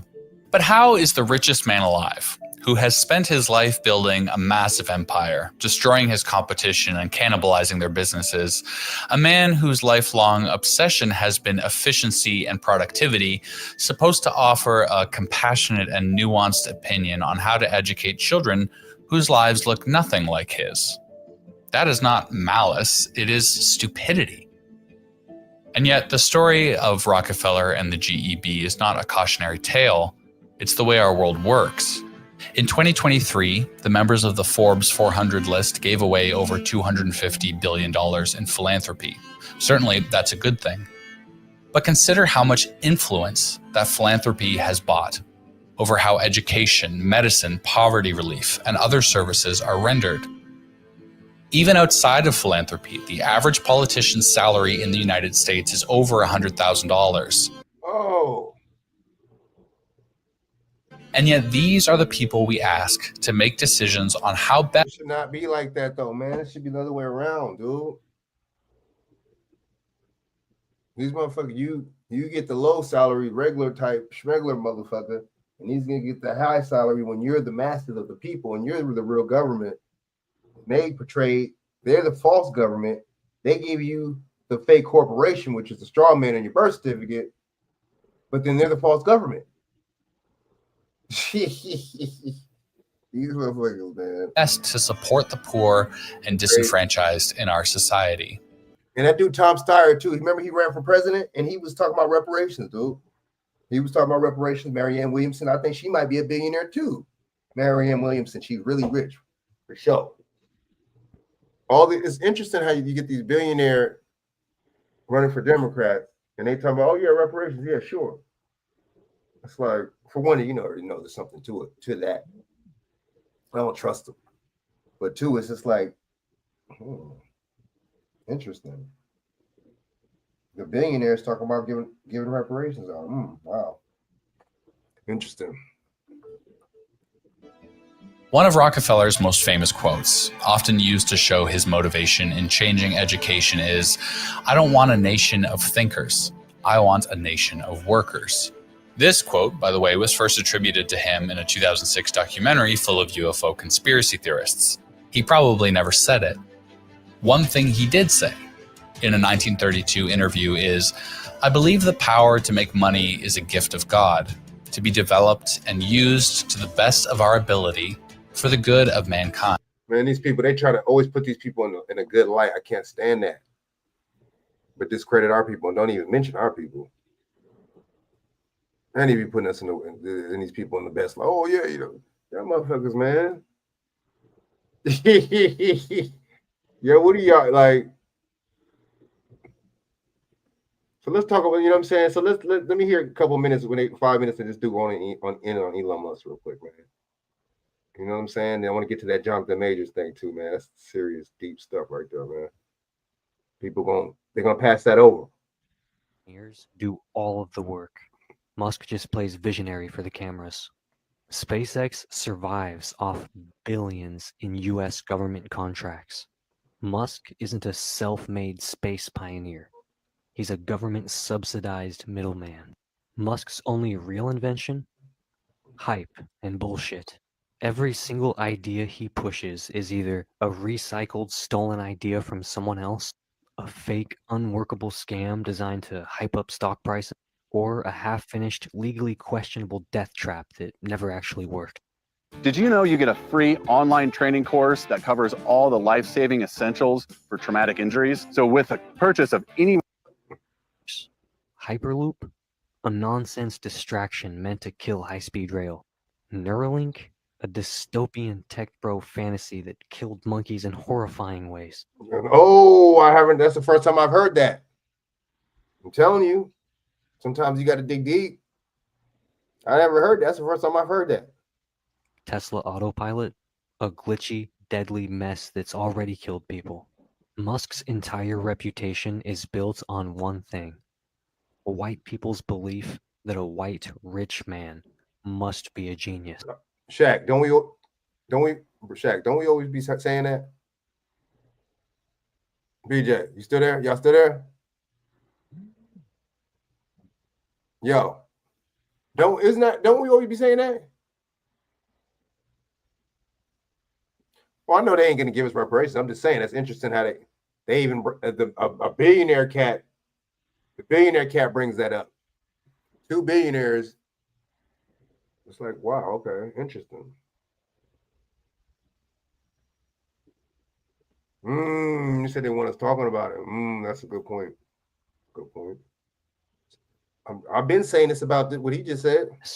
Musk loves to scream about socialism and big government, but the truth is, he would be nothing without government funding. Tesla only survived because the government gave it a $465 million loan. Damn. SpaceX exists because of billions in Pentagon and NASA contracts. Didn't we just Musk's say that? business Didn't we just say that? Giving these people too much credit. get massive tax breaks, subsidies, and grants, meaning the government funds his so-called success. Musk hates government help, unless it's going directly into his pocket. He whines about welfare, but sucks up taxpayer dollars like a vampire. He attacks union workers while using government funding to avoid paying fair wages. He pretends to be an independent thinker, but relies entirely on state contracts to stay relevant. This is white capitalist hypocrisy at its peak. Steal everything from the public and then pretend like you built it yourself. Tesla is a mess. Cars catch fire, doors break off, software malfunctions constantly. Tesla is years behind on production targets, but Elon keeps lying about new breakthroughs. Autopilot crashes keep killing people, but Musk still sells it as nearly perfect. Twitter, X, whatever you want to call it. Are you kidding me? Musk paid $44 billion for a company worth half that. He fired the best engineers and replaced them with his yes men. He destroyed ad revenue, brought back Nazis, and turned Twitter into an unusable hellscape. The Boring Company, a total joke. His tunnel revolution is literally just a smaller tunnel with traffic jams. The Las Vegas tunnel is slower than walking. Every city that bought into his scam has nothing to show for it. SpaceX, running on fraud. Most of its innovations are just flashy PR stunts. Delayed projects, failed test launches, and government money keeping it alive. Musk promises Mars colonization, but can't even land a contract to send people to the moon. If Musk were anyone else, he would be considered a disaster CEO whose companies are collapsing under his stupidity. But because he's a rich white man with a god complex, the media still props him up as a genius. Musk is not self-made. He's not smart. He's just a spoiled white billionaire who was handed his success. He was born into apartheid wealth. His family was rich off South African emerald mining, meaning he never had to struggle. His father literally owned an emerald mine, so Elon was never self-made. Every time he fails, white media protects him. When Tesla is in crisis, they call it growing pains. When Twitter crashes, they say he's revolutionizing social media. When his companies bleed money, they say he's playing the long game. Musk is a perfect example of white privilege shielding an incompetent fraud. White tech bros worship him because he is their last hope. They need to believe a white man is still the future. They need him to be a genius, because if he's not, then white men aren't the most powerful people in tech anymore. Musk's cult ignores reality. They pretend his endless failures don't exist. They attack anyone who criticizes him. They believe in his absurd sci-fi promises, no matter how many times he's lied. Musk's fanboys will literally destroy their own lives to defend him. They buy overpriced, malfunctioning Teslas. My boy been going in on him for 6 minutes. Like my dude, look, my boy about to go in on him for 20 minutes straight with his little mic without hesitation. Look, with no break. I don't blame him, no man. Look, check this out. Elon Musk is basically Lex Luger. It's Lex Luger from a Superman, bro. That's all it is. You know what I'm saying? The billionaire oligarch motherfuckers. Turns out the motherfucker he was really trying to control it and rule the world and all this bullshit. He was running the scenes behind the bullshit, bro. The chaotic. You know what I mean? You had the other Superman's arch nemesis, but Lex Luger was one of them, right? And he was the philanthropist. You know what I'm saying? With all the high tech, right? Y'all feel me? That's Lex Luger. Let me play a couple more minutes. They invest in his scams, then lose. My dude talking hella low, but I can hear him though. Their savings. My They dude going waste in. their time 20 hyping minutes up his straight. No projects, break. only to be No water break. Look, none of that. left with nothing. No, Elon Musk look, is you know not a a genius. motherfucker clear his throat. No throat clear, none of that shit. He's a Boy. fraud, a parasite, and a white savior myth that exists to prop up a dying empire. Elon Musk is not the future. He's a symbol of white desperation, an incompetent, overhyped, failing billionaire whose entire existence proves that white dominance is crumbling. He is the last sad illusion of white technological superiority. And just like everything he touches, that illusion is falling apart. He's not stopping. Cope. You know, there are very many few things in this world my that dude, can my bad. challenge wisdom. 8 minutes he you know, went in. a few Alright, things that my can dude, challenge shout out. wisdom, Yeah, close dude to none. he was But there's only one actually. He wasn't playing. Wealth. Oh, my bad, dude. Okay, here, go do it again. White people love to Back act at like it. they have the strongest connection to history and heritage. Yet history suggests they have spent centuries erasing, forgetting, and outright fabricating their own origins. They abandoned their original ethnic identities the moment they assimilated into whiteness. They wiped out their own peasant and working class histories in favor of fake aristocratic lineages. Ooh, peasants, Serbs. Let's go. They spent centuries colonizing and erasing other people's cultures, but can't even tell you what their great-grandparents did. They turned their entire heritage into a DNA test and a St. Patrick's Day drinking excuse. Even today, most of them don't actually know where their ancestors were from or what they did. At some point, we have to ask, if white people were truly the keepers of history, why have they spent centuries proving they don't even know their own roots? White people erased their own ethnic identities in favor of whiteness. Irish, Italian, German, Polish, and other European immigrants were once seen as not white in the US. To escape discrimination, they abandoned their languages, names, and traditions to become more American. They replaced actual cultural ties with vague concepts like Western civilization. That is vague, dude. Shaq be calling that all the time. What the hell does that mean? Western. Today, they mock new immigrants for doing exactly what their ancestors did. Fact. Meanwhile, other groups fought to preserve their histories. Black, indigenous, and immigrant communities held on to their traditions despite white hostility. Latino, Asian, and African cultures maintained strong generational ties. Nobody else threw away their own heritage just to fit into a melting pot. That's a good point. That is a good point. That only diluted. That's true. These people, when they come over here, they do come over here with their shit, with their culture. I do give them that. I do give them that. Sometimes they overdo it, but did them. White people weren't preserving heritage. They were carried running away, from it.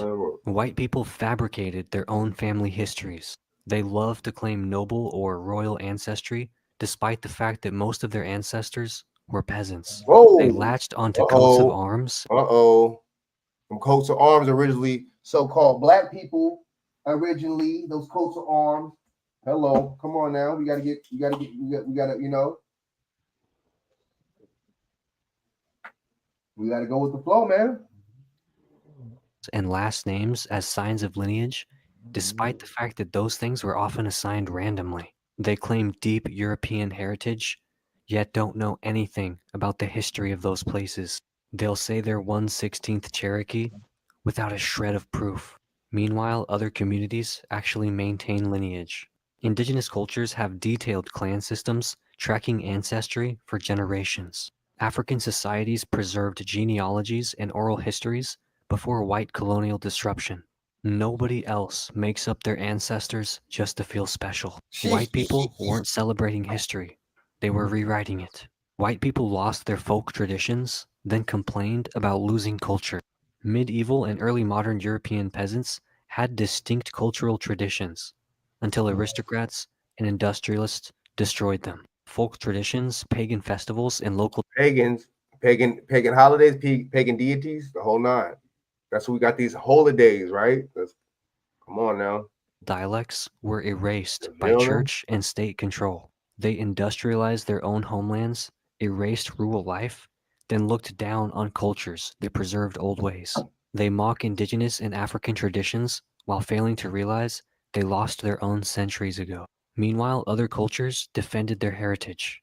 African, Asian, and indigenous societies fought to keep traditions alive, despite white colonial rule. Latino, Middle Eastern, and South Asian cultures maintained strong spiritual and communal traditions. Nobody else industrialized their own lands so aggressively that they erased their own. Honda drivers, service your Honda with the experts. Your local Honda dealers use genuine Honda parts. Culture. White people weren't preserving civilization. They were bulldozing their own past. White people erased their own peasant histories in favor of fake nobility. The majority of Europeans in the 19th century were illiterate peasants working land that they didn't own. Rather than embracing their real working class roots, they invented fake family ties to aristocracy. They celebrate their European heritage without acknowledging that their ancestors were more likely to be serfs than peasants. They scoff at modern labor struggles despite coming from a history of exploited workers. Meanwhile, other societies acknowledge their real histories. Black and indigenous communities embrace real histories of survival and resilience. Facts. Latino and Asian cultures have long traditions of honoring labor and the working class. Nobody else tries to pretend that their great-great-grandfather was a duke when he was probably a struggling farmer. White people weren't preserving heritage. They were upgrading their family history like it was a bad resume. Even today, white people have no real connection to their ancestry. They rely on DNA tests because they don't actually know where they come from. They treat Irish, Scottish, and Viking heritage as cosplay rather than real history. They have no living connection to their motherlands, yet still claim them for identity. They lost their original cultures, but insist they are the standard for civilization. Meanwhile, other groups still hold on to their histories. Diaspora communities maintain cultural ties even generations after migration. Indigenous nations continue to protect and pass down knowledge. Nobody else is out here in their 40s realizing that they might be a little German. White people weren't protecting history. They were losing themselves in it. If white people were truly the leaders of history and civilization, why have they spent centuries proving they have no idea where they even came from? Cope. Now, that was Elon Musk. You can't even hear my dude. Shout out to my dude, you know what I'm saying? Evans from Kenya. Good channel. Them Africans, though, they be having some good information sometimes. They have better information sometimes. These American mugs, man. They don't be playing those sometimes. That's some good stuff. Shout out to dude. That was a good channel, good information. He was not lying. He was not pulling no punches. You know what I'm saying? But what's up with this biased media, man? You know what I'm saying? This biased media, you know what I mean? Always putting so-called black men in a bad light. Of course, that's their job. You know what I'm saying? To make everybody else hate us besides just the American, European, you know what I'm saying? So look at Jonathan Majors. So they did a real bad hit piece on Jonathan Majors on, you know, from Rolling Stone magazines, of course, whack suspect magazine anyway. But anyway, you know what I'm saying? So they really went in on him and had a black journalist go in on him, but for a sexual, you know what charge, but at the same time, which is a misdemeanor that he got charged with. But yet these dudes got rape allegations and all types of stuff. And guess what? One of the dudes is Pete Hegseth, the Secretary of Defense. So damn, you get rewarded. When you're a brother, damn, you get smutted. And you lose certain movie deals.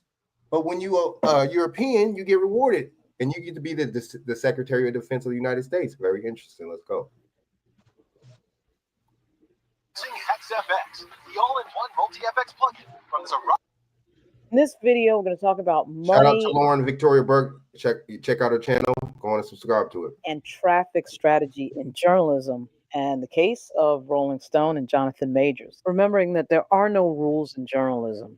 Journalists can do really whatever the heck they want, particularly if we're talking about a public figure. There really is no case to be made for defamation or libel, particularly if you're. My thing is, how did old girl sue? How did what's her name? Nicki Minaj sue? Oh no, wait. What's her name? Not Ice Spice. What's the one? They're all the same. What's the one? The Latin spicy one. What's her name? Cardi B. Didn't Cardi B? How did she sue Tasha K then? But if you're just a public figure, you can't really sue for that and win. Unlike other professions, there is no licensing for journalism, as there are for lawyers and doctors. There are no journalistic police that will show up when a journalist makes a mistake. Typically what happens when media organizations make mistakes is they go quiet, don't say anything about it. So there are no rules in journalism, and that's what I mean by that. The other thing to know about journalism is it's really about who decides what story will run and who decides what the story will be. Clearly, somebody at Rolling Stone has decided that Jonathan Majors is going to be the avatar for domestic violence. That's interesting, given that there are a lot of people out there to choose from on this subject. Jeremy London, domestic violence. Come on now. Subject matter, and his. Oh my bad. Which name got hit with domestic violence? That's what Jonathan Majors got hit with. Sorry about that. Look at all these dudes. The damn actor from Free Willy. Remember Free Willy back in the 90s, the movie with the kid in the whale? Come on, man. This case was not in any way, shape, or form a clear-cut case. Michael Madsen, the dude from Reservoir Dogs. Domestic battery. Come on now. It was a misdemeanor. These dudes go upside their females' heads, man. I mean, it's common. That's something. But they don't look like us, though. And they don't get reported like that. And guess what? These magazines don't smear them like that. That, you got to really struggle to find that word misdemeanor when this gets reported on. But really, if his name was Joe Smith, we all know that a deal would have been struck. So excited for book club. See you tonight. Bye. Hey, Meta, how can I rearrange my living room to feel more nautical? Rearrange furniture in angular shapes to. They had a scene in that movie. They had a scene in that movie, Distinguished Gentleman, where Eddie Murphy character, the congressman, got into a crash with his secretary was driving, and then there was another congressman driving in the back, and they got into an accident. And guess what? The dudes, the cat that was on the subcommittee, the chairman of the subcommittee, Eddie Murphy went and called him in the middle of the night and told him about the crash. And guess what? He went and told the media. They left Eddie Murphy's name out. Interesting. In Bragg's office, and the thing would have never gotten into court in the first place. And then when you have this beyond absurd video. So how you got a woman running after you and you get hit with a domestic violence? Wow. Of Jonathan Majors being chased by his ex. Has anyone noticed that the video is never referenced in Rolling Stone and these latest articles that came out this week in the run-up to the movie premiere of Magazine Dreams? Of course. Are you really ready to give Jonathan Majors a comeback? Wow. He's got a wife in a new film, according to him, in his open heart, begging for a second chance. Look at how they smearing this dude, bro.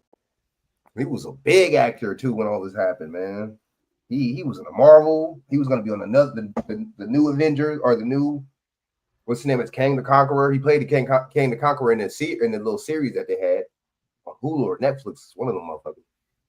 But then it's interesting, you know what I'm saying? How all of a sudden this happened, and all of a sudden it's just like, oh, we forgot how big of a star Jonathan Majors was. Wow. Of course, Magazine Dreams is coming out, and of course, Rolling Stone tries to figure out a way to run a negative piece. You guessed it, about Jonathan Majors. You had recently opened up to the Hollywood Reporter. I read this article. And I know that must have been difficult to talk about because you talked about the abuse that you suffered, that you went through as a child, Jonathan. That's very hard to come out and talk about that because it's something so private. What got you to this place that you felt you were able to share that? Growth. Okay, so let's talk about Rolling Stone magazine again as it pertains to the actor Jonathan Majors and the coverage that he gets from them, which I feel like is very strange. It was strange back in 2024. It's even stranger now because the context is completely different. We are going through a situation in this country where there is a fair chance that the structure of our government and democracy could actually end in the United States. And off in the background, we see, of course, President Trump selecting as his Secretary of Defense somebody who was actually accused of rape. Accused of rape.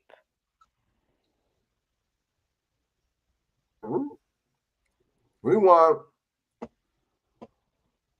Interesting.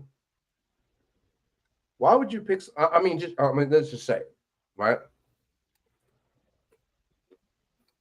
What if this was a Barack Obama? I mean, Barack Obama was a piece of dirt, right? Didn't like him. Never would like his presidency. Did he do anything good? Yeah, maybe a couple, maybe one or two things. Maybe I don't know. Well, the thing is, if a Barack Obama or something like that would have associated and picked somebody that like this, then the media would have been, they would have twisted it and turned it around. It would have been totally different than this. You know what I'm saying? Why would you pick? Seriously, like honestly, just to, but see, he picked him for a reason though. You see what I'm saying?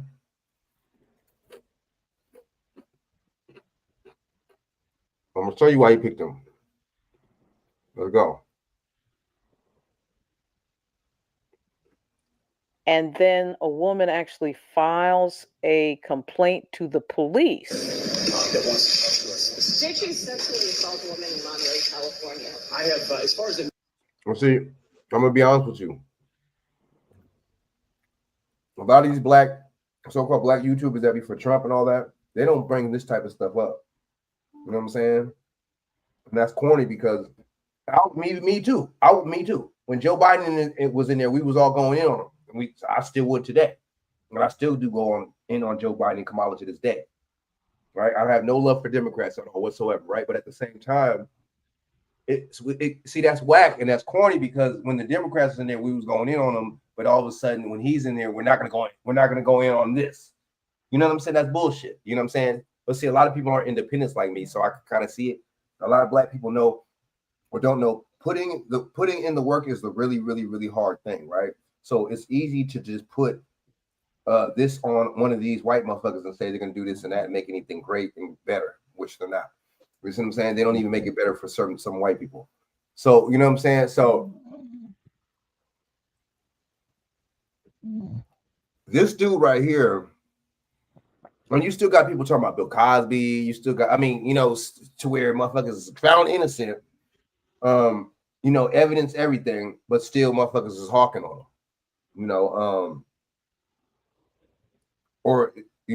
So I'm just like, I wouldn't pick nobody like this to be in my cabinet. You know what I'm saying? But I'll play a little while why he picked him. Let's go.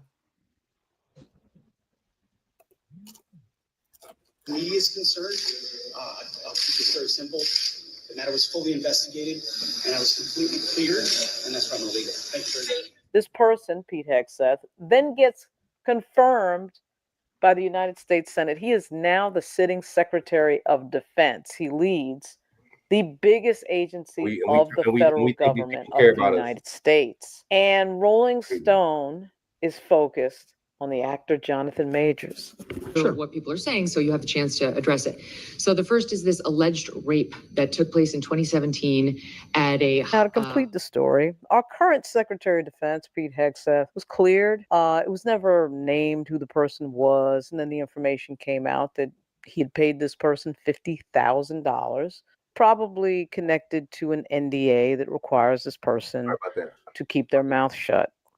Keeping in mind that the person who nominated him was also accused of rape. That would be the President of the United States. The finding in court was a little bit different for him. But my point here is that, you know, if Rolling Stone wants to talk about domestic violence and sexual violence, they have a ton of territory to excavate. They have a ton of players to choose from. So I always find it strange that they choose John Majors in a misdemeanor case. It's not that I don't think John Majors is important, but he doesn't have his hands near the nuclear codes. And he doesn't run an $840 billion agency with 3.4 million people involved in it. But also compared to many others, his case was minor. A misdemeanor that would have been a ticket that was, it was not as serious as a lot of these other stories in the news. You could fairly argue that what I'm saying here is whataboutism and agency with 3.4 million people involved in it. But also compared to many others, his case was minor. A misdemeanor that would have been a ticket that was, it was not as serious as a lot of these other stories in the news. Marvel star Tina Horta accused of, you know what I mean? SA. You could fairly argue that what I'm saying here is whataboutism and, well, Rolling Stone does entertainment, really doesn't do politics that hard. So why would they focus on this? Why would they focus on the Secretary of Defense or even the president, right? But what Rolling Stone is doing is so glaring. They love focusing on black males. Remember, black men are 6% of the population in the United States. And I'm going to go ahead and guess they make up more than 6% of the stories on this particular subject matter. Let's roll that clip reel again that I had earlier in the video. As I said, there are plenty of people to choose from. Here's the other thing. So Jonathan Majors sits down for an interview with the Hollywood Reporter, and he reveals that he was the victim of sexual violence when he was 8 years old. Let's watch the clip again. You have recently opened up to the Hollywood. Wow. See, nobody, here's what I'm talking about. This is what I'm talking about, right? When a black man goes through something like this, you know what I'm saying? People don't talk about it. It ain't talked about. It's not a big deal. You see what I'm saying? Nobody, well, how come Oprah didn't do it? And you know what I'm saying? Even though she's not, I guess she don't start the show no more. But why didn't Oprah do an interview with this dude about this, man? Come on, man. At least I like, Sherry's not too bad, man. I ain't gonna lie. Cause wait, was it her? It was her, man. It was going in on Sherry. I'm gonna have to play that. Sherry went in on a female, like, man, come on, y'all dressing, y'all gotta, this is time and place where you dress this way. You know what? Sherry ain't too bad, man. I'm gonna play Sherry. I'm gonna play that if I can remember. Sherry, she was like, man, y'all women, y'all need to start dressing more appropriate. Man, she watch. I'm gonna play that. Reporter, I read this article. America has no sympathy for the black man that has been abused, either sexually, physically, anything, emotionally. They don't have no sympathy and empathy because, in fact, America abuses the black man, the black boy. It's damn self, right? And I know it must have been difficult to talk about because you talked about the abuse that you suffered, that you went through as a child, Jonathan. That's very hard to come out and talk about that because it's something so private. What got you to this place that you felt you were able to share that? Growth. One would think that if Rolling Stone and their editorial folks think that that's an important topic, that it would be an important topic when Jonathan Majors is talking about it as himself as the victim. Apparently, that's not the case. Apparently, there can only be one victim of one gender at Rolling Stone. Because what else could explain not having a story on that? Why isn't there a story on that? I'm not saying it's got to be 500 stories or whatever, but it would seem to me that's a story. And there's some gender bias going on there because if that was a female actress, Oh yeah. you can best believe there'd be a story on that. Oh yeah. So that's sort of interesting in itself. Now, this column that came out yesterday is another thing of beauty. In 2019, I had to deal with Rolling Stone writer Jamil Smith, who of course is not there anymore. Like Cheyenne Roundtree, he's another Black writer, Black journalist that Rolling Stone. They get the Black journalists to go in on the Black celebrities. Pay attention. Loves to put out there to write negative things about Black people. I mean, it is not an accident that it always seems to be a Black writer that is writing negative things about Black people. It's not always the case, but is frequently the case. In the case of Justin Fairfax, unlike Jonathan Majors, nothing was adjudicated. There was no hard evidence of anything. It was just people talking. And people talking is all it takes for the media because the media needs traffic. They need web traffic to these websites to make money. That is what this is. And that is the driving force behind so much of what you see in journalism right now. This is making money from content. And to make money from content, you have to have controversy and have to feed somebody through the machine. I'll give Cheyenne Roundtree one thing. At least she made a phone call. At least she did some investigating. At least she talked to people. Jamil Smith wrote up a bunch of stuff because he was, quote, a columnist. And this is another sort of dangerous construct, in my view, in journalism. These columnists don't have to do anything other than have an opinion and write something. Again, there are no rules. There's no duty to investigate. There's no duty to call anybody. There's no duty to fact check or go over the facts as already established. There's no duty to do anything in journalism. Journalists do whatever the heck they That sounds like a dirty game, man. want, which, by the way, is why Sullivan, remember the case Times v. Sullivan, because the Supreme Court is probably going to flip it. But at any rate, there are no rules in journalism. There just aren't. People, when they make mistakes in journalism, they'll point to the First Amendment and they'll walk away. Then that brings us to the piece by C.T. Jones, Rolling Stone, that was published on March 19. And so let's read this. Majors, who was convicted in December 2023 of recklessly assaulting and harassing his ex-girlfriend Grace Jabari, has spent the past month staging a steadfast attempt at career rehabilitation. Well, of course, none of that makes any sense because Magazine Dreams was made 2 years ago. There's no way that Jonathan Majors could have planned all of this because he didn't know that that whole fiasco in court was going to happen when he made this movie that he's promoting right now. So the idea that this is some sort of steadfast attempt that's all carefully planned out is completely ridiculous. Notice also in this, again, the word misdemeanor is missing. It's always missing because everybody understands that when they hear the word misdemeanor, that means that it is a frivolous crime. I mean, everybody knows that. I mean, whether it actually is in the minds of the participants, let's leave that to the side for just 1 second. Everybody understands that a misdemeanor charge is the lowest level charge you can have under the law, under criminal law. So this is always interesting to me that the word misdemeanor is always somehow not in these stories. Very interesting opinion piece. What opinion pieces allow journalists to do is really to write a bunch of stuff in a narrative form, unburdened by facts and shielded by opinion when you want to stick certain points in. Obviously, the major thesis of this is that Jonathan Majors hasn't admitted anything. He hasn't apologized for anything. See how the standards shift when a Black male is involved?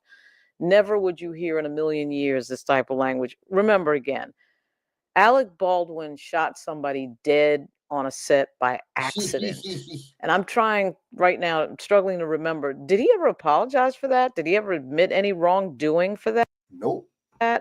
They blame the armorer for it. By the way, this is a film that he produced. He's responsible for all these people. So, I mean, it's like, really, you're acting as if you have nothing to do with any of the decisions on who's hired and what their responsibilities are. And a person is dead, by the way. So this is not a misdemeanor case. The person is dead.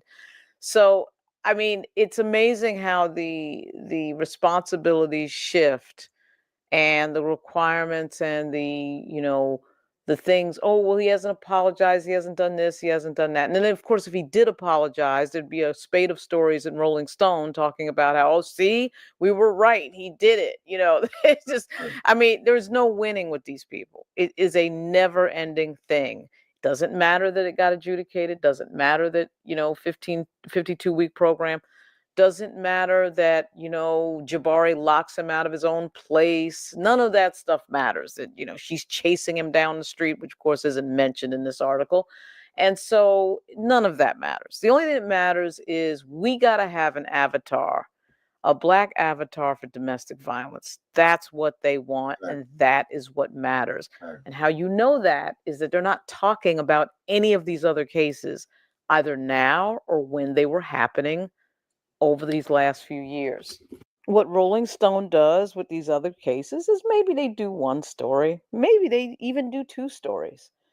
But with John Majors, they make it a project, story after story, investigation after investigation. Maybe there'll be books, maybe there'll be documentaries. Call them documentaries, dude. Going after Black men. No documentaries of the whiteys. I don't know what anybody has noticed, but there's a lot of these Black male documentaries that keep rolling out. The last one was Leaving Neverland 2, and I'll let my friend over at Popcorn Planet define what happened on that one. I was left feeling that not only does Dan Reed not actually care about the truth, but that Dan Reed is remorseless, vulgar, and pretty despicable in his disdain for Michael Jackson. There's like a weird joy he has in trying to talk. How they don't go after each other like that. It's always us. Tarnish this man's legacy. So many people out there who can tell the truth. And, the media is wondering why it's failing. Business model is failing because people are taken over by corporate interest and everything is privatized, baby. Lauren Victoria Burke, shout out to her. Subscribe to her channel. Salute to Lauren Victoria Burke. Very good journalism. That's journalism. All right. Ain't no BS. All right, so hold up.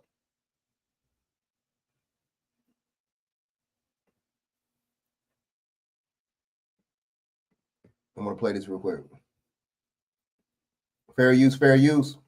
You join today. Sign up for just $1 down, $24.99 a month, and get your.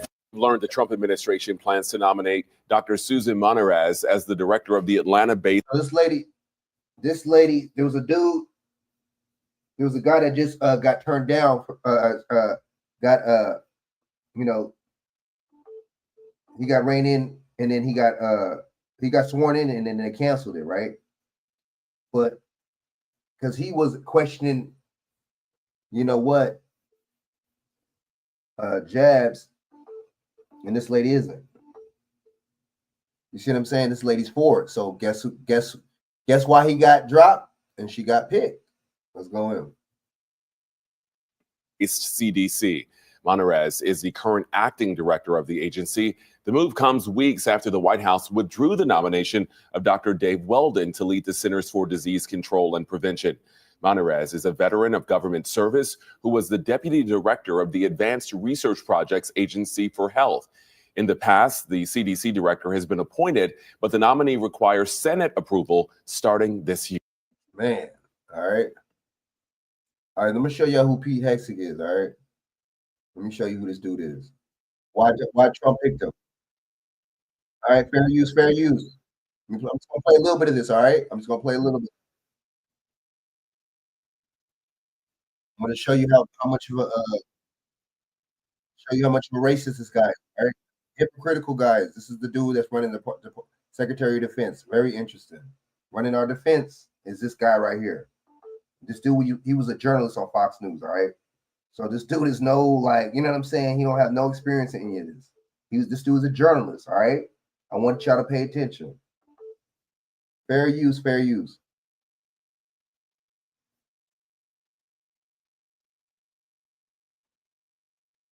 Trump and the Republicans could remain in power. Again, he wrote this in 2020 on the eve of the 2020 election. And he predicted that the Chinese socialist system would be overthrown, socialism would be defeated. He also said secularism would be defeated because he's a theocrat. And I want to read a passage here from this book that shows what Hegseth wants to happen. This is his vision under Trump in the United States. Quote, "Communist China will fall and lick its wounds for another 200 years, end quote.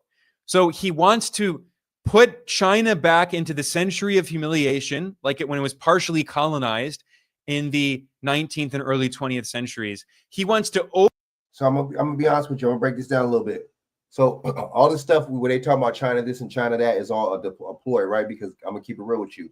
We don't really have beef with China because China owns certain things in the United States. So that's a damn lie, right? China is a scapegoat. You see what I'm saying?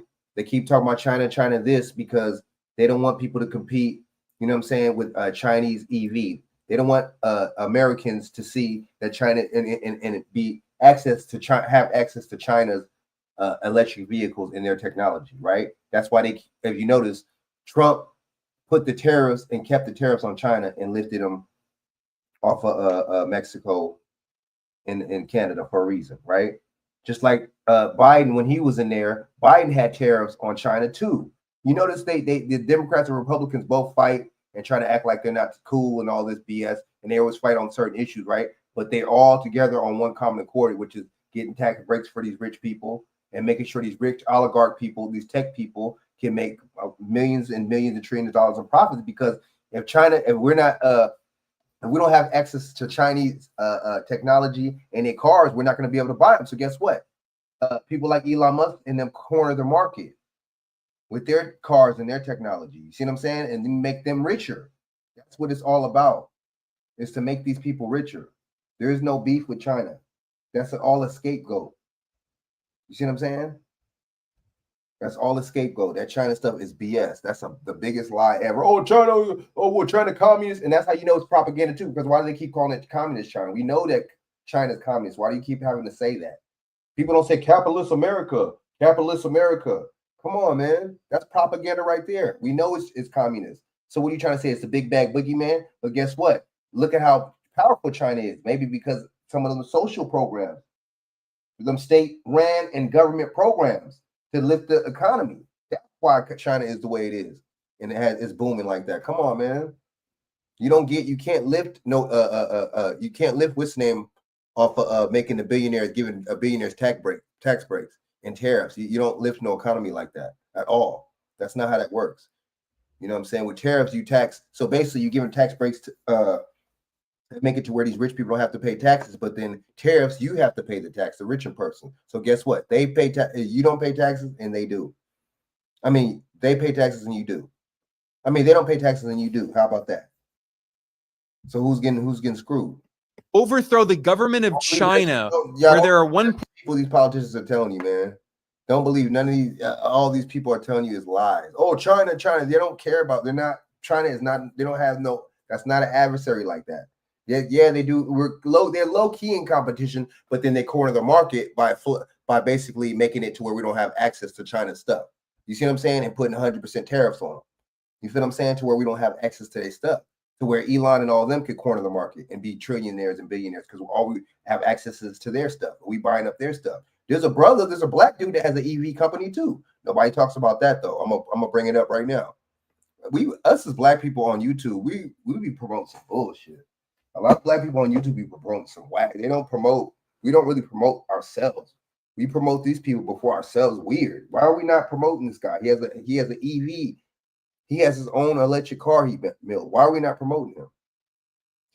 0.4 billion people, the largest economy in the world when its GDP is measured at purchasing power parity. And he doesn't want China to recover for 200 years. And then he also predicted, quote, Islamists will never get a nuclear weapon, but will be preemptively bombed back to the 700s when they try, end quote. So not only does he want China to be repressed for 200 years, but he also wants Muslim majority countries, and there are billions of Muslims in the world. He wants them to go back to the 8th century. And then Hegseth wrote in this book, quote, Israel and America will form an even tighter bond fighting the scourge of Islamism and international leftism that will never fully abate, end quote. Of course, as part of his extreme fundamentalist views and also his warmongering imperialist views, Hegseth considers that the United States and Israel were blessed by God in the Holy War. And he actually has tattoos from the Crusades. He has something that's known as the Crusader cross that's tattooed on his chest. This was the cross, the symbol used by the original Crusaders in the 11th and 12th centuries. And he also has a tattoo in Latin that says Deus vult, which means God wills it. And that was the slogan used by the Crusaders in the 11th and 12th centuries. This guy is an extreme Christian fundamentalist. He is opposed to secularism. He wrote an entire chapter opposing what he called evil secularism. He argued against the separation of church and state. He argued that the United States should base its laws on the Bible. And he called on Christians today in the 21st century to continue the crusades that were started over 1,100 years ago. Why is Israel still fighting Hamas? Because of them. Because of 59 hostages who are still suffering in Hamas captivity. We've seen what Hamas does to our people. Starved. By the way, I should point out that the reason that Donald Trump even discovered this guy in the first place is because Hegseth was a host on Fox News. He worked at Fox News for a decade, and Trump regularly watched him on TV and decided, hey, that guy would be great to run the Pentagon, to over... What the hell? Why would you have a random journalist? No experience. So is that merit? Did Trump hire this dude over merit? For merit-based reasons? No. You see how these people do you? That's why I don't listen to when they talk that, oh, merit and all. I don't listen to all that. I already know that's a play. That's a buzzword. That's a psyop word. Oversee the U.S. Department of Defense, managing the most powerful and dangerous military on Earth. And as U.S. Defense Secretary, Hegseth has been very aggressive. In fact, he regularly appears on Fox News, where he previously worked for years. And in an interview on Fox in March, he said the United States is prepared to go to war with China. That's all propaganda. Yeah, you know what they want to go to the war with China with? In the tech field. That's what they want to go with China, the war with China with the tech field. But you'll lose because China is tech and EV is stomping Elon Musk, right? And they don't really want to go to war like that because they just want to make sure that they build the billionaires like Musk and Ellison and Peter Thiel keep getting their billions of dollars from the tech to competing with China. That's all it is. I don't know, man. That's why I don't argue. I don't get into all this stuff because I know what I'm talking about and I'm already knowing what the game is. You know what I'm saying? I don't get into all that Democrat Republican stuff. That shit is nonsense. It's foolishness, especially a so-called black person getting into that. What? That shit ain't for us. We got to form our own party. You know what I'm saying? Trump or Biden, look at like this. This is the last thing I'm gonna say, and I'm gonna play the rest of this video. Trump or Biden, neither one of them have any kind of what's the name for us, and neither one of them have any kind of or had any kind of agenda for black people. Oh, Trump, with the platinum plan. Why did he issue the platinum plan? He still had a year to do it. He still had 6 months or however long to do it, and didn't do it. I don't want to hear it. I mean, he thought of something that was cool and everything, but it's not that. You know what I'm saying? None of these people have agendas. They will do anything for us. They don't care. We have to do for ourselves. We have to come up with our political strategies and everything ourselves. We have to have think tanks and stuff ourselves. Us thinking that this dude has 13 billionaires in his cabinet. 13, Masonic number 13. Why 13? Because it's Masonic number. Anyway, got 13 billionaires in his cabinet. What makes us think that these people are going to look out for our best interest? 13 billionaires in his cabinet. And this was in response to the Chinese embassy in the U.S. responding to Donald Trump's threats. You know, Trump has imposed more and more tariffs on China. The average tariff, all it is just game. It's just to corner the market from their tech stuff, to keep their China's tech stuff that's way better than ours, by the way, away from us. That way we won't buy their stuff, and their stuff is cheaper too, some of it. So that way we won't buy their stuff, and we'll keep buying Elon Musk bullshit and Peter Thiel and all these weird people. You know what I'm saying? That's all it is. It's that simple. It's really easy as 1, 2, 3. There's no war in China and all that. That's BS. There is no democracy bring agriculture back to America. No, there's not. It's all bullshit. China is now around 33%, and every month 33. Trump keeps expanding tariffs. And in response to these threats, the Chinese embassy in the US said that we are going to defend our country. And if the US wants to wage a war, a tariff war, any other kind of war with us, we are going to defend our country. Fox News portrayed this as a so-called threat, but it's actually the Trump administration that is threatening China. See how these people lie? I mean, I can't, you know why I can't get into, I'm doing commentary on this right now. But you know why I can't get into stuff like this? Because of that, what he just said. I don't get into lie, fabrication lie. I don't like when my family member lie. I don't like when my friends lie. I don't like when people at the job lie and wherever. And I don't like lie. I don't like that, all that bullshit. So when I see that I know that there's no integrity, I'm already going to switch off from that. I know all these politicians, that's all they do. I can't have no faith in any of these people. I have faith in myself, God, you know what I'm saying, moms, whoever, you know, that's it. That's it. I mean, man, these are people, man. They put their pants, you know what I'm saying? Pants on one leg at a time like me. They lie. It's just all propaganda. And we eat it up. Yeah, I'm a Democrat. Yeah. And then people be on Facebook and YouTube comments and stuff arguing with each other with this BS. Come on, man. And China is responding. So Pete Hegseth was asked about this on Fox News, and he said that we're prepared, if necessary, to go to war.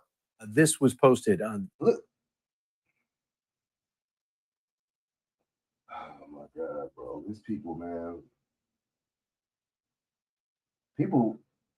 I don't know, man. But that, I'm disappointed in our people with this Trump administration. I'm disappointed in how people are not seeing all this BS, and they're just like, oh yeah, well, that's weird. I gotta look at you weird. And the thing is, it's just like,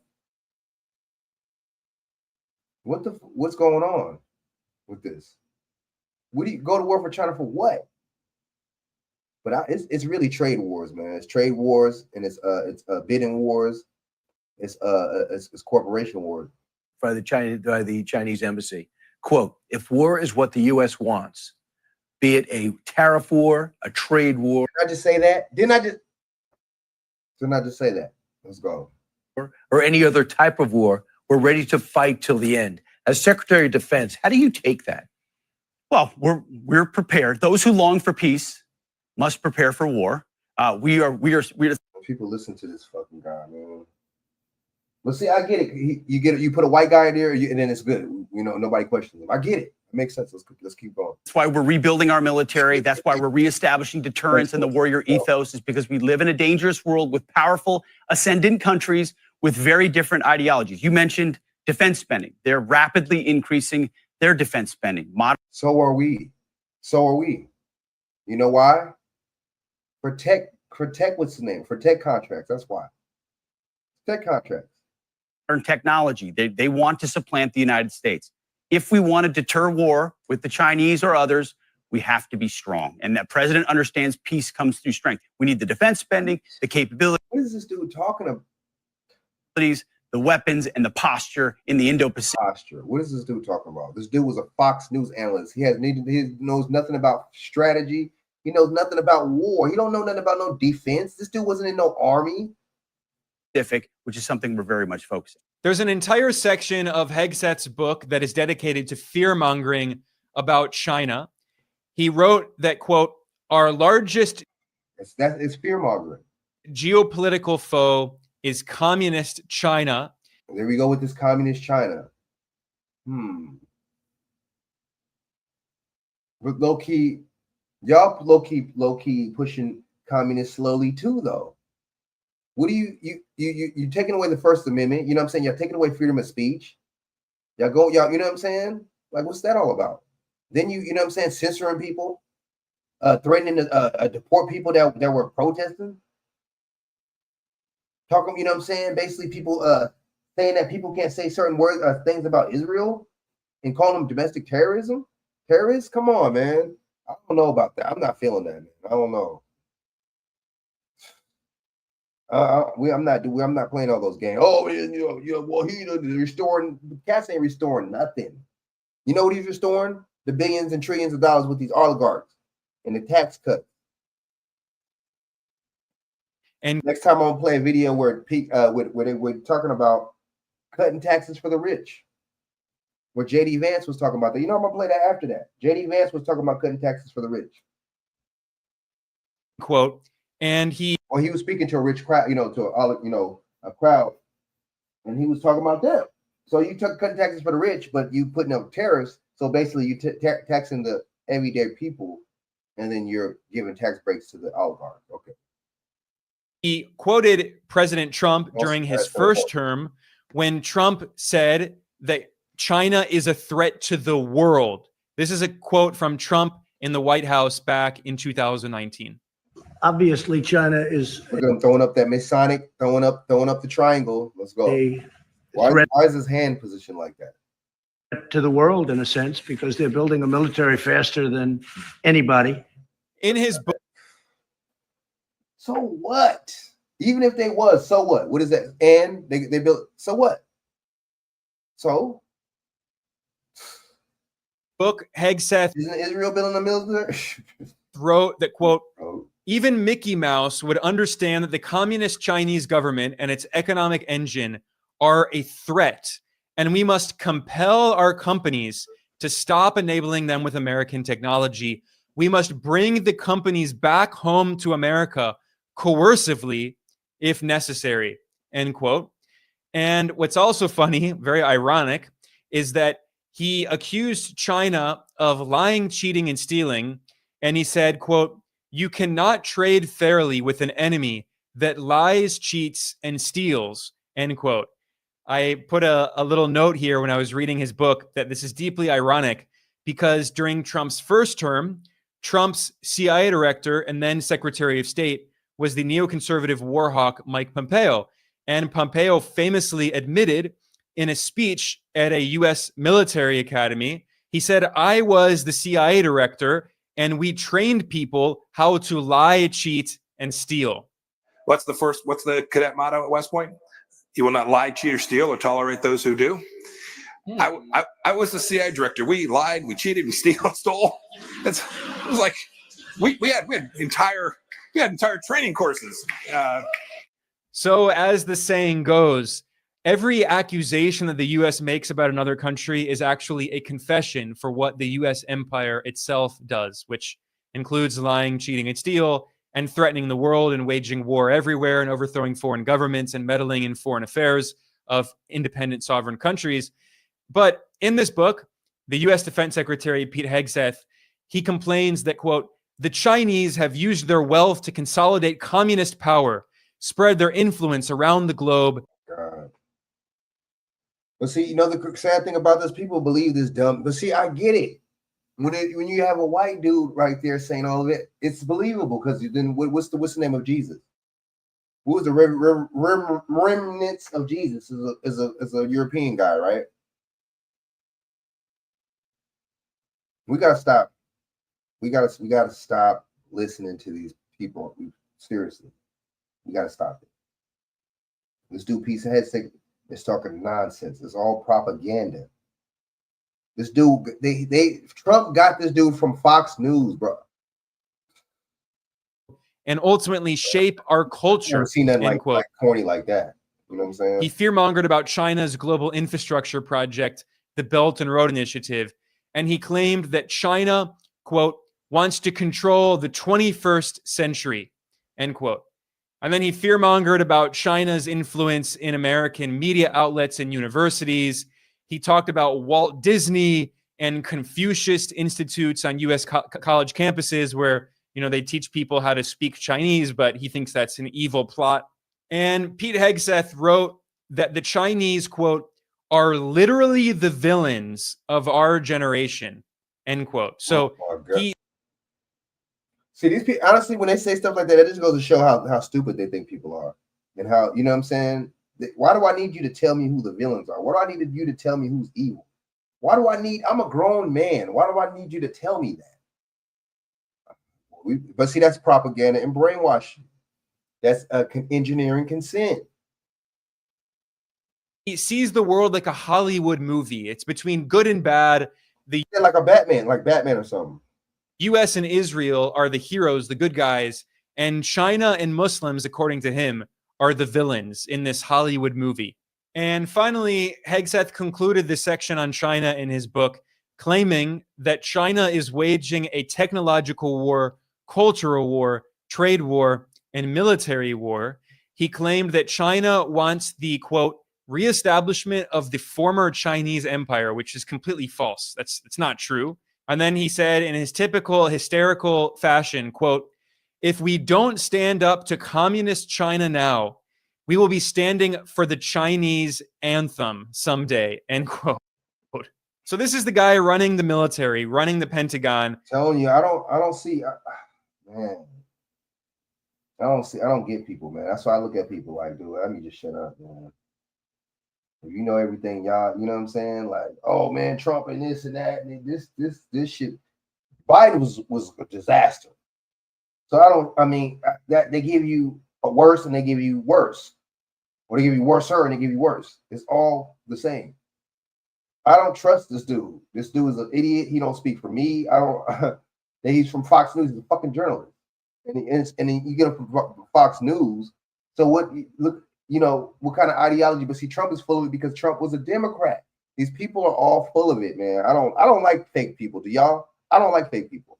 I don't know. Maybe it's just, and do not expect him to pursue peace with China. He's made it very clear that his goal is overthrowing the Chinese government. And that's why, you know, on Fox News, he's saying that the US is prepared for war with China. This is very dangerous. Honda drivers, did you know Hondas have the highest resale value? If you want to keep... Now, I'm going to go through some of the other passages from his book, American Crusade, and you can see some of his other very extreme views. But before that, I want to talk about what Hegseth has been like as the U.S. Defense Secretary. His rhetoric has been very aggressive. In fact, just a few days after the Trump administration came to power in January, Hegseth delivered a message to the U.S. Armed Forces, and he pledged, quote, we will remain the strongest and most lethal force in the world. This has basically become Hegseth's personal catchphrase. He constantly repeats that he's going to make the U.S. military the most lethal in the world. This is a message that he sent to the American people in February. In making our military once again the most lethal, badass fighting force on the planet. Now, Hegseth has been very controversial, and there's been a lot of media coverage of him, not because of his insane far-right Christian fascist book, American Crusade, where he says that the U.S. is in a holy war. I mean, that book is so extreme. We'll get to that in a second. But a lot of the media has been more focused on his crusade against DEI, diversity, equity, and inclusion. And this is all part of the culture war in U.S. politics, which is always trying to distract from the imperialist war that the U.S. is waging against the rest of the world, against China and the global South. And of course, one of the things that the media has been focused on is that Hegseth has been very aggressive in firing women. He's just very cruel. He's firing women officers in the military. He's firing black officers in the military. He's going out of his way basically to say that the U.S. military is for white men. And his whole rhetoric is that we need to be against wokeism and DEI. And he says we need to be a meritocracy. Everything should be about merit. And he's been saying the same message. But it's not about merit, because see, that's a code word for not white only. But look, everything is not about merit, because how are you the defense secretary when you got accused of rape and you were just a fucking Fox News journalist? You were nobody. You don't have no experience in any of this. You weren't in the White House. You wasn't in politics. Wow. Yeah, that's merit based, all right. If I'm going to be a counselor, if I'm going to be a social and work in social work, I'm going to have a degree in that. I'm going to have some kind of degree. I'm going to have some kind of experience. And I'm just going to hire. Boy, I'll tell you. For years, back when he was on Fox News, he said that the goal of the U.S. military should be based on meritocracy and lethality. We should only be focused on readiness and meritocracy and lethality. But what's funny is that while Hegseth is constantly criticizing wokeism and DEI, he himself uses his own kind of conservative version of woke rhetoric. He insists that we should not call U.S. soldiers troops or soldiers. We should call them war fighters. Ever since I've taken this position, the only thing I care about is doing right by the war fighters, by the troops. In short, we want the biggest, most badass military on the planet, on God's green earth. And what's also deeply ironic is seeing how this conservative culture war rhetoric is now being used by the defense secretary who's overseeing the U.S. military. In the address that he gave to the American people, he constantly criticized the media, which is so funny because he comes from the media. He is from the media. Now, the legacy media has, of course, a different honestly, agenda. I'm gonna see that's a lot of look, a lot of the YouTubers, a lot of y'all. I'm sorry, a lot of these black people, man, so-called. I'm looking at y'all weird. Y'all don't look up stuff like this. Y'all don't do y'all journalism. Y'all just, y'all was just happy and going Google Gaga because Trump is in there, right? Wasn't even paying attention to any kind of policies. You know what I'm saying? Wasn't paying attention to any of these damn executive orders like that. You know what I'm saying? He only, I mean, getting rid of the Department of Education. I'm feeling that one, but that's about it. It's like what? There was like another one he did. I forget. It was like one more. Other than that, all the shit he's doing is a bunch of crazy bullshit. That had nothing to do with making the world or economy better. It's all about making these motherfuckers richer and him richer. That's all it is. Tax breaks equals, China war equals tax breaks for the rich, because guess what? Or tax breaks and more profits, because if I block China's fucking products and if I block their EVs in their electric vehicles, guess what? Guess who corners the market? Tesla, Peter Thiel, Larry Ellison, all them tech motherfuckers that are down with Trump's cabinets. I mean, I don't understand. I don't see how people don't see this, man. But I mean, a lot of people be going, we listen to stuff like this. Oh, yeah, man. This dude is fake, bro. He's from the media. How you gonna talk about the media? You from the fucking media. I mean, we call out another black person when he's a liar, when he's not true. Oh, yeah, I didn't like this person's commentary. I don't like this black YouTuber. I don't like Umar. He's a scammer. Why do we call out and hold black YouTubers to the fullest extent and the fullest accountability? But we do not hold these people to no accountability. We don't hold Trump to no accountability. We don't. Oh, my bad. We held Biden to accountability. That was it.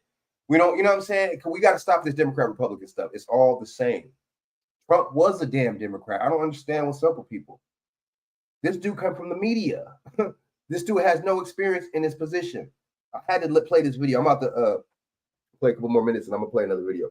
But we got to stop all this. Oh man, he this and that. Now him getting rid of the Department of Education, that was straight. But at the same time, it's gonna go to the states. But then guess what?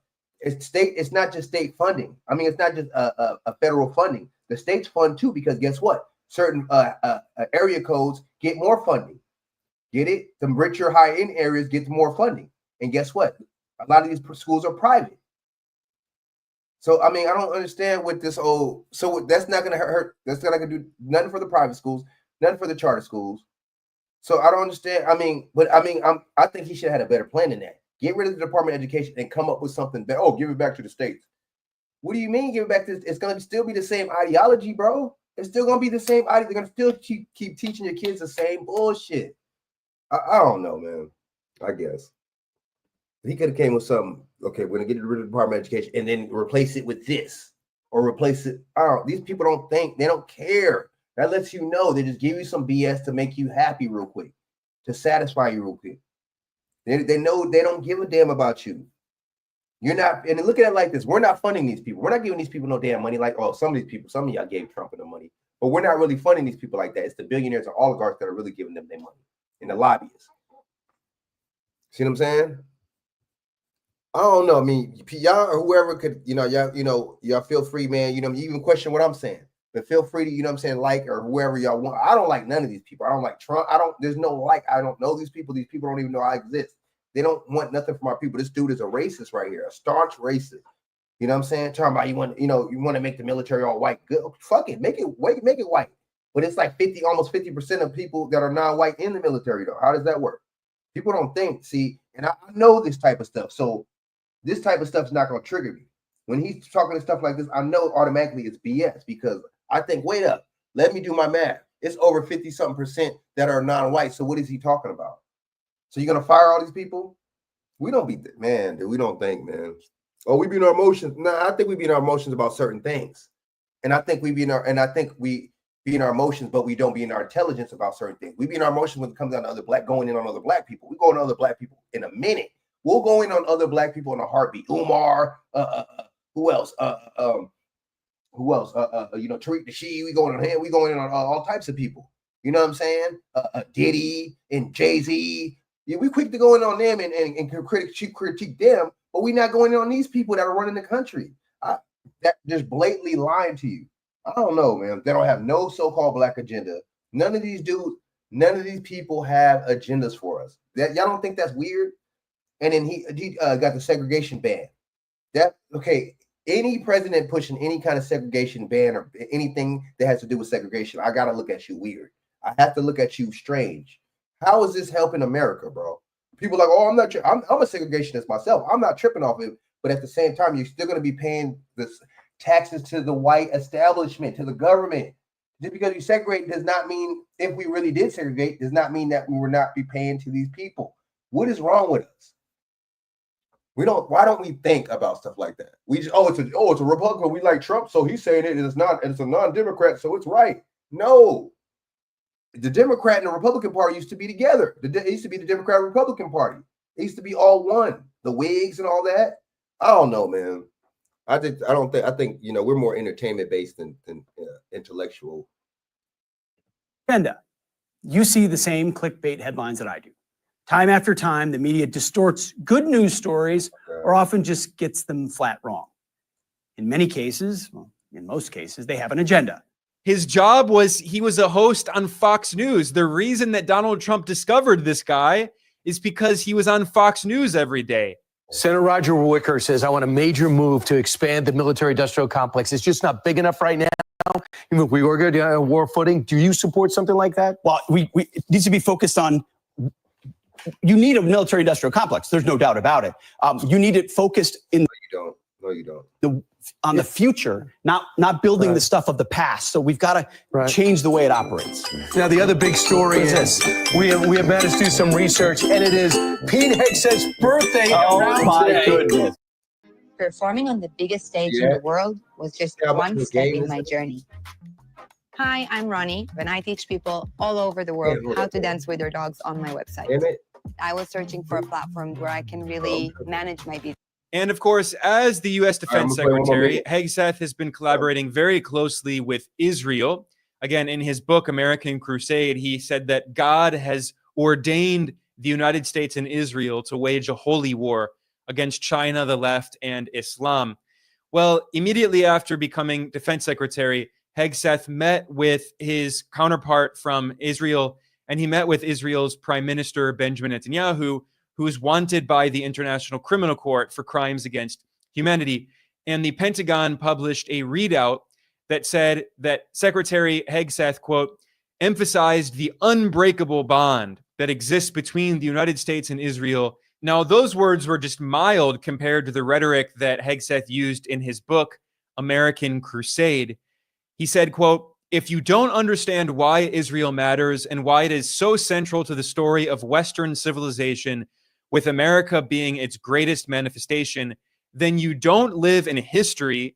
America's story is inextricably linked to Judeo-Christian history and the modern state of Israel, end quote. Of course, throughout this book, he argues against secularism.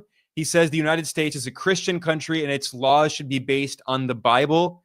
And of course, he sees Israel as the same. And what's funny is in this book, he says, if you want to learn about Israel, you should go check out PragerU on YouTube. I mean, this guy's intellectual capacities are quite low. Now, Elon Musk, the world's richest billionaire oligarch, likes to use this term, the woke mind virus. But in reality, if you read this book, American Crusade, you can see that Pete Hegseth has the culture war mind virus.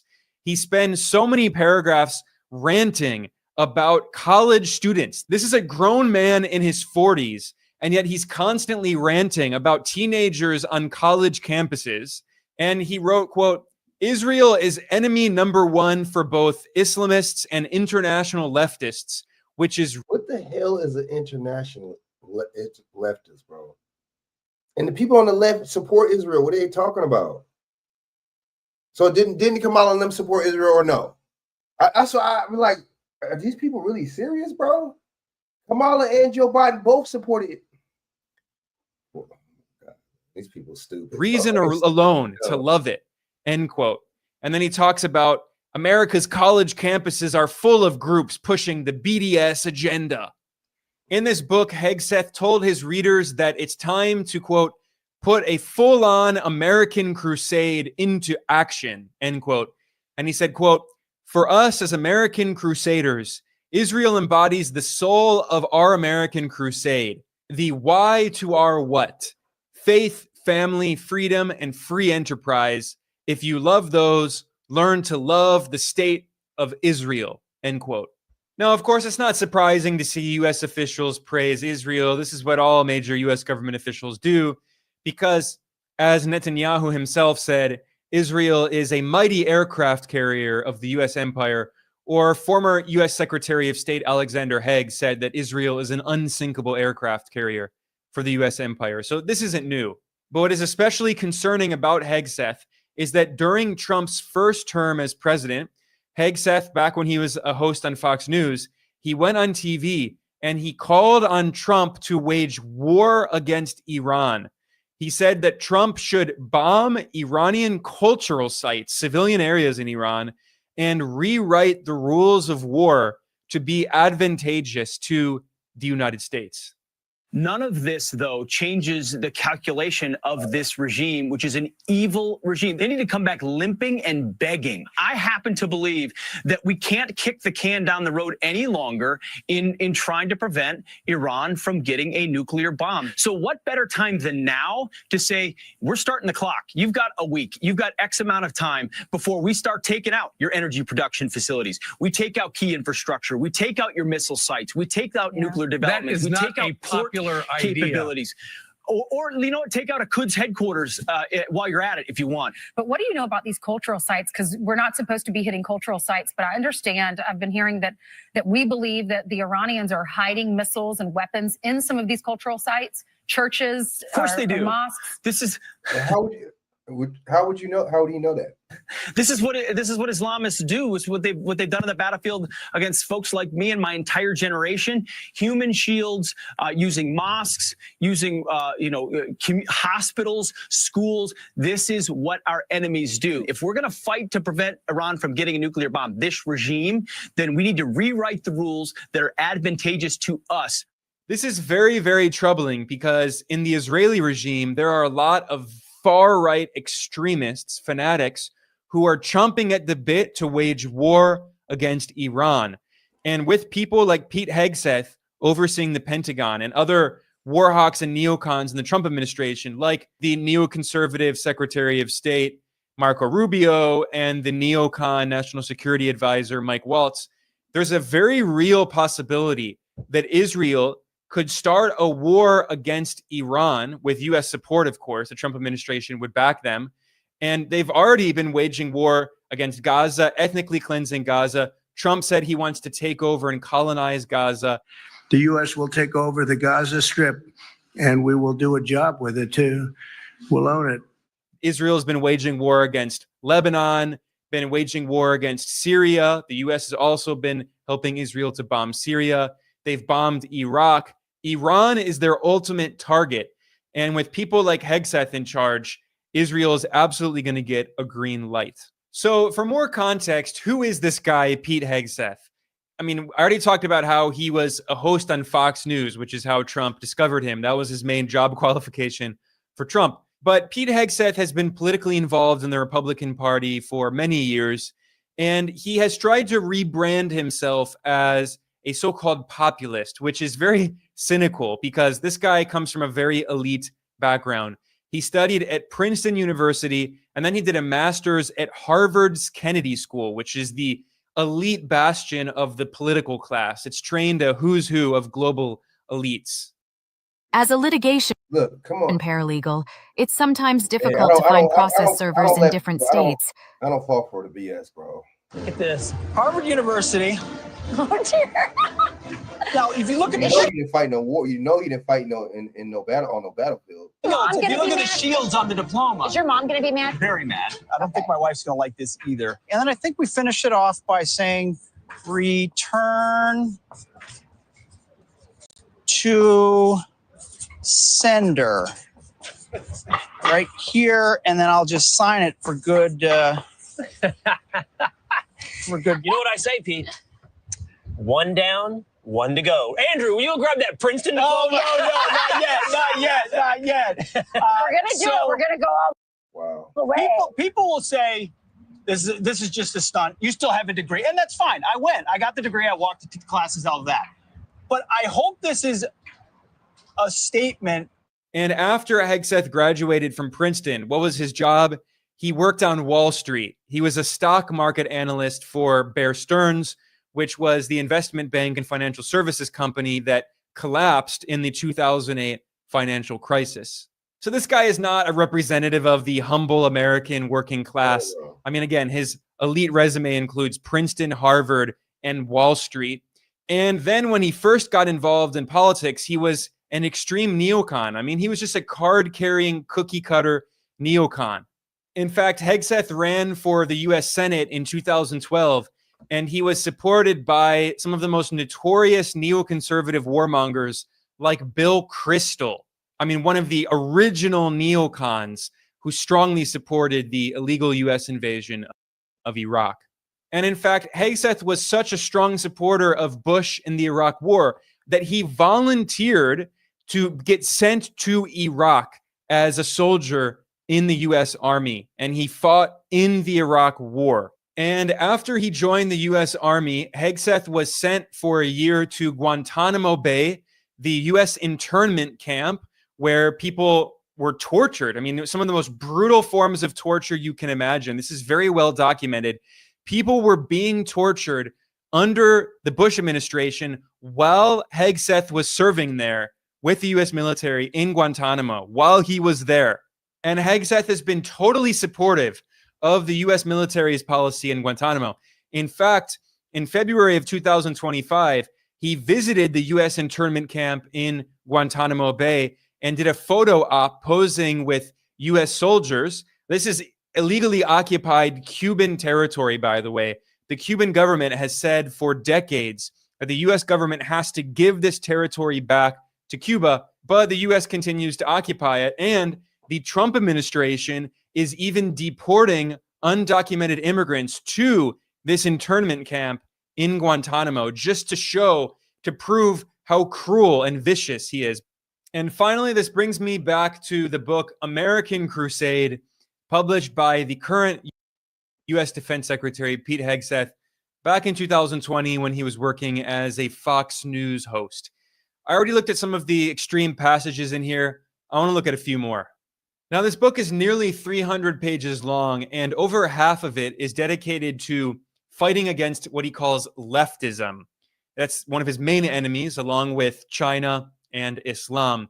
And he's in his book, he has chapters dedicated to leftism, globalism, genderism, socialism, secularism, environmentalism, elitism, which is hilarious because he doesn't mention that he went to Princeton and Harvard and worked on Wall Street for an investment bank as a stock analyst. But anyway, and then he has chapters on multiculturalism and Islamism.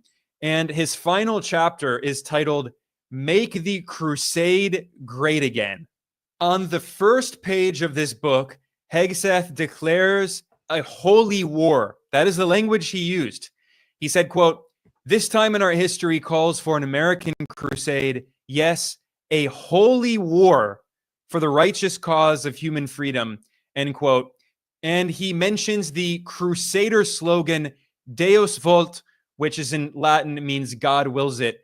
And he notes that this was the rallying cry of the Christian knights during the original Crusades 1,000 years ago as they marched to Jerusalem. So this is why he has the tattoo, Deus vult, on his arm, because he's saying, I'm a crusader. I'm continuing the crusade that was started 1,100 years ago.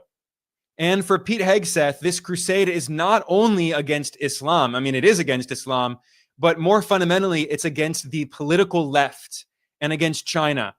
And in this book, in the first page, he basically says that there's going to be a civil war. He said, quote, "The other side, the left, is not our friend. We are not esteemed colleagues, nor mere political opponents. We are foes. Either we win or they win. We agree on nothing else," end quote. And then later he said, quote, "Our future existence as sons and daughters of freedom requires the satisfaction of a single paramount objective, the categorical defeat of the left. America cannot and will not survive otherwise," end quote. I mean, this guy really is a Christian fascist. He is a representative of the US version of the Taliban. Wow. On the second page of this book, Hegseth declares that the United States is the greatest country ever made in human history. And he says you can never say anything bad about the United States. He denies all of the horrific crimes committed by the United States. And he said, quote, "We should never, ever apologize for her. If you don't agree with that statement, at best, you are utterly ignorant of human history.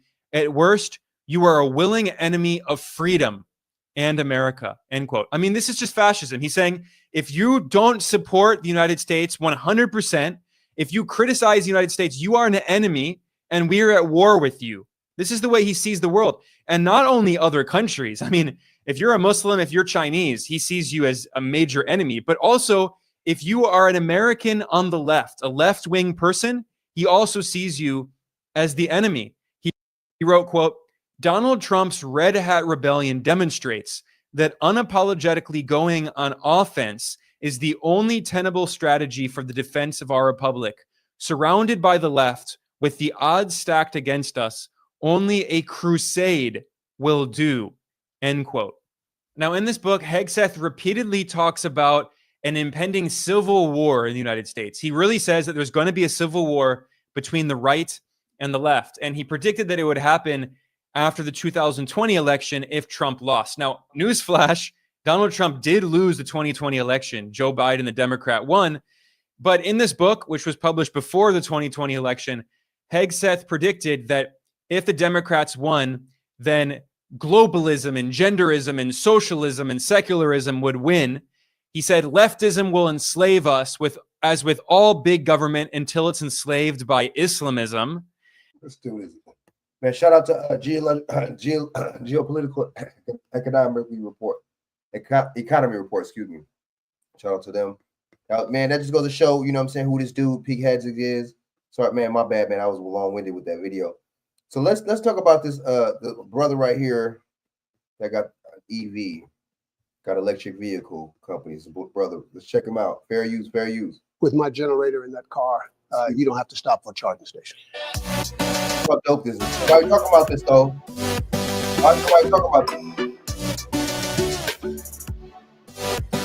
When we do something, you know, it's purposely not advertising. Well, we got to start, the hell with them. We got to start advertising each other's stuff ourselves and supporting each other, man. Come on, man. We talk about this dude, Elon Musk, and support him, you know. Well, come on, man. I don't know, man.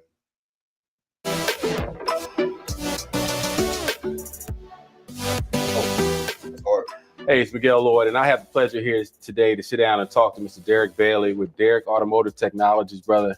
Good to see you, man. Absolutely. And so had the pleasure of coming by here and seeing this technology a few weeks back. I said, I got to come back here. We got to grab some cameras. We got some stories to tell. I appreciate that. Yeah, absolutely. I walked in, I saw this beautiful car, and I said, hold on. All right. And they said it's a Black-owned electric car company called Avani. Tell us about your vision and what you're doing here in this industry. Oh, well, actually, we're trying to transform the industry. I mean, basically, electric cars are great, except for one little thing. No one likes to charge them. Right. So originally, we created and received a patent for a new type of generator motor. Okay. Tell us about that motor. Basically, it's a 53% efficient motor as compared to a traditional engine, which is about 22% efficient. Okay. So when you burn more of the fuel, then you produce less of a carbon footprint. Got it. So the first goal is to reduce the carbon footprint. And then we use that motor to convert fuel to electricity to recharge the batteries in the electric cars. Now you have two options to charge. If you happen to be at home, certainly you're welcome to plug our car in. But if you need to hop in your car and take an emergency drive down to your kid at college, and it's 500 miles away, with my generator in that car, you don't have to stop for a charging station. So we're sitting here with Greg Coles, president of Retro by Exeter. Is that correct? Correct. All right. Correct, And correct. so Retro by Exeter is your division of Derrick Automotive Technology that does what?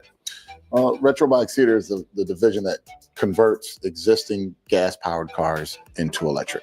And so tell us about how this came about. You know, what we see all the time is there's always a bunch of cars. People. That's dope, man. Imagine. I'm telling you that, yeah, everybody going Google Gaga over Tesla. I don't know. Our people, man.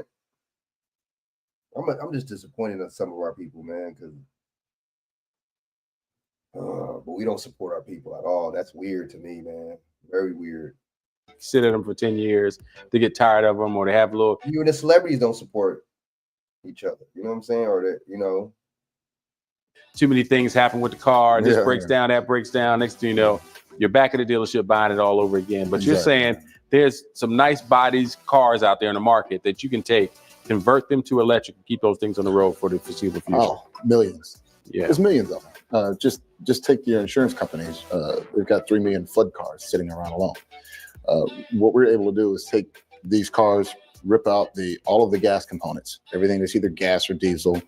We take all of those out, and we put in electric components, and we essentially turn this into an EV. And the advantage to that is, and a huge part of my job in converting these cars is education. And part of that education is just letting people know what advantages there are to driving an EV. And the advantages to an EV are, number one, cost of ownership and maintenance. In an EV, there's no transmission, there's no oil changes, there's no belts or hoses. You get in the car and you go. In the average car, there's 4,000 moving parts. In an EV, there's 400 moving parts. Wow, 10%. 10%, most of which are suspension related. So it's your suspension, your turning, your handling, things like that. So as far as when it comes to a motor in an EV, you just got your commutator or your rotor and your stator. That's it. Of course, you have your gear reduction, but those are just fixed moving gears. But the big picture is, when you drive an EV, because there's such little moving parts, such little maintenance, such little fuel cost, because it costs about $1 to charge an EV. If you go in DC fast charge an EV, it costs you about $7 at the most. And that depends on the convenience of a charger. And so $7, and it may take you 400 miles, 500 miles on one charge, or $70 to fill a premium, or up to 100 if you got, and it may take you 300 miles. Hey, y'all, welcome to the future. All right, so we're here with Michael Miles, managing partner. That's dope. Of the Georgia dealerships with Derrick Automotive. Yes, sir. And so tell us a story about how you met the team and how you got involved in this venture. Yeah, I had the pleasure to meet Derrick about 1.5 years ago through a mutual friend. And after investigating this amazing technology and having a conversation with him about his vision to be the largest carbon reduction company on the planet, which is mind-blowing. Mind-blowing, absolutely. I had to have him at least look at Georgia. Georgia has a lot going for it with low taxation, a hotbed of technology happening in this area, and a lot of innovation is happening around the EV space with other companies coming to the area. So I felt it'd be a good fit for him to come with me, my partner, with all the relationships we have, to be able to start to build that brand that was going to be able to take that mantle forward. It's going to be tough, right? Yeah. A black auto manufacturer. Hey, never been done before, right? Hey, you know what? Somebody's got to believe we can do it, and we believe we can get it done.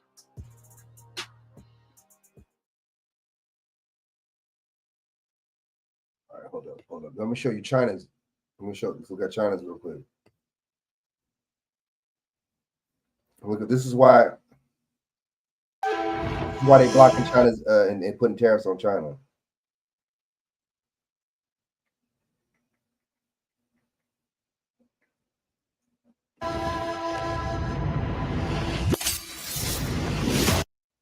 In the competitive world of Chinese electric vehicles, looking for a spot that are going further and costing less than ever before, no company makes or sells more than BYD, the Chinese giant taking on Tesla, offering cars for as little as $10,000. Let's drive. Along with higher priced luxury models. 0 to 60 miles per hour in about 3 seconds.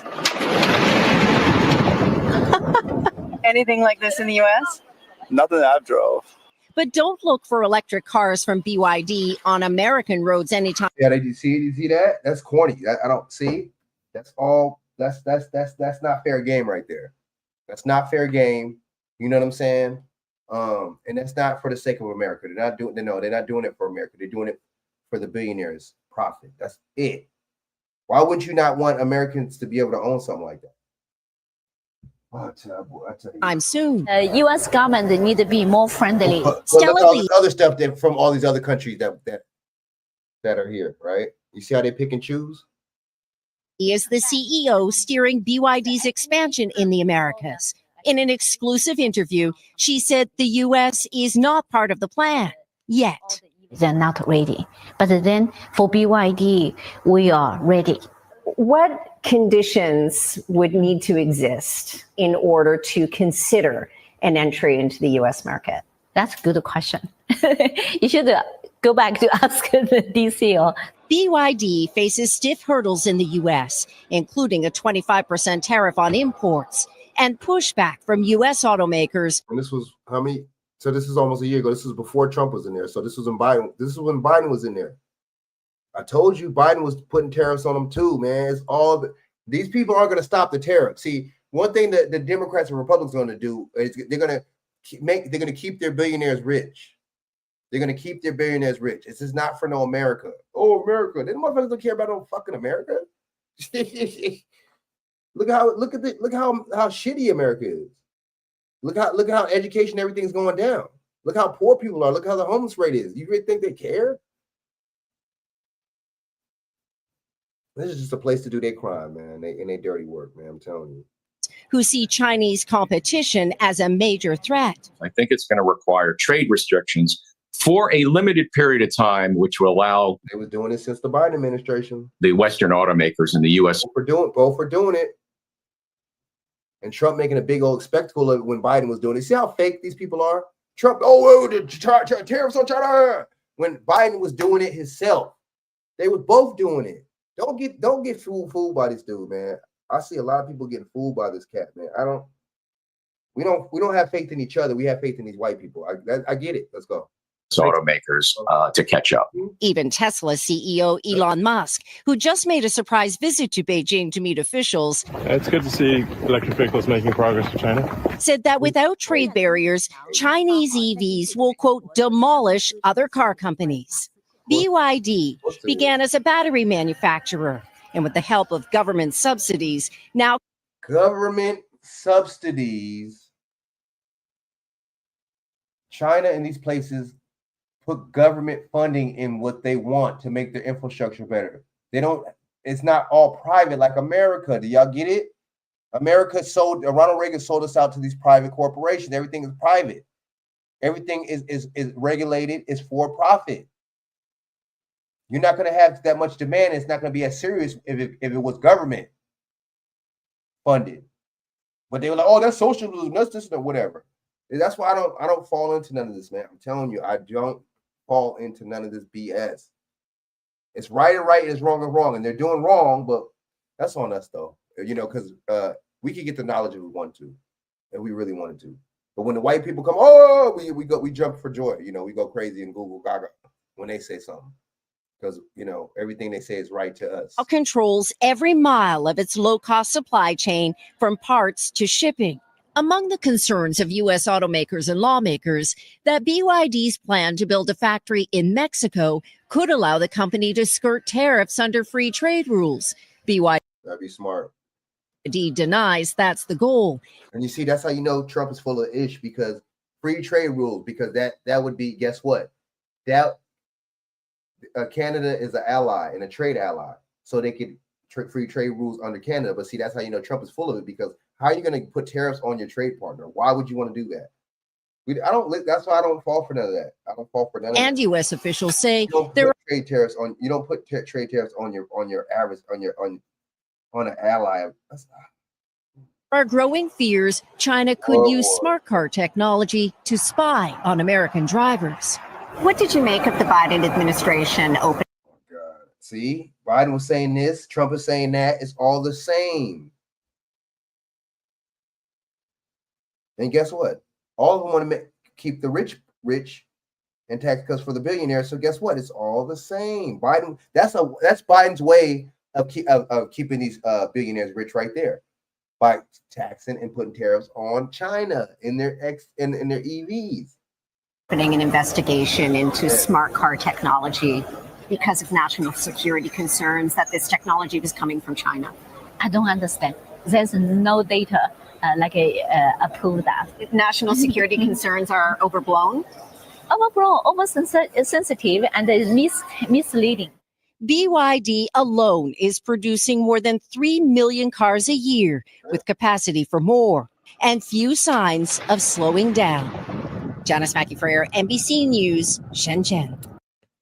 That government, dude, this government doesn't want this. The government doesn't want this economy. This government wants the economy right where it is right now. Because you would be putting government money into this type of shit. Infrastructure, it doesn't work like that. Oh, we want. Oh, bring the factories back. What you mean, bring the factories back, bro? This is the technological age. That factory shit was an industrial age. That was a long time ago. That's not how that works. Man, dude, we lost, man. I don't listen to none of these motherfuckers say because it's all bullshit. What was this? Oh, I thought this was gonna be what's the name. What else? Let me play this clip on Joe Biden. I'm about to get off here right now. We'll play a couple more things. I'm about to get off here. Israel, the United States of America would have to invent an Israel to protect her interest in the region. The United States would have to go out and invent an Israel. I've often said, an invent in Israel. That lets you know how fake all this stuff is, and lets you know that Israel is the scapegoat. Mr. President, if there were not an Israel, we'd have to invent one. Long said, if Israel didn't exist, we'd have to invent it. Were there not an Israel, the United States of America would have to invent. That's what they did when they went into that World War II.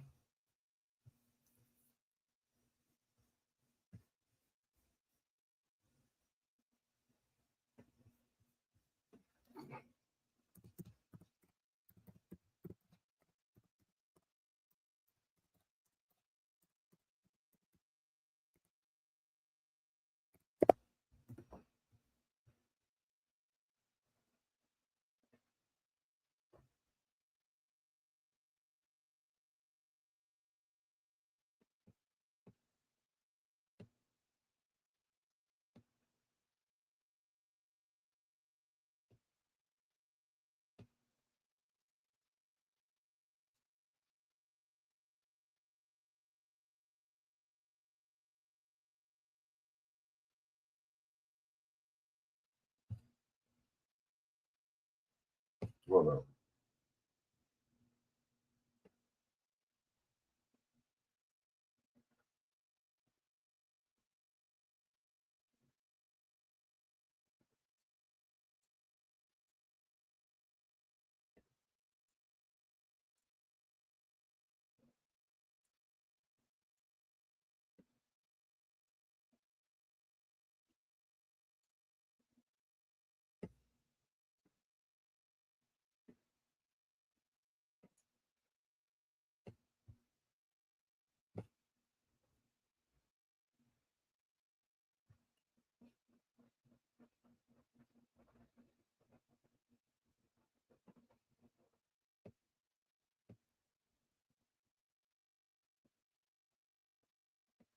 All right, let me play.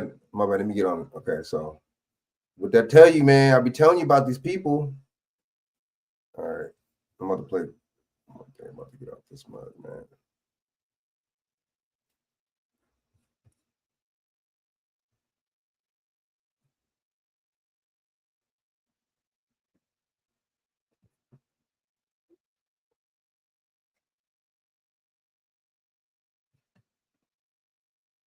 use of sexual, reproductive, and other forms of gender-based violence since 7 October 2023.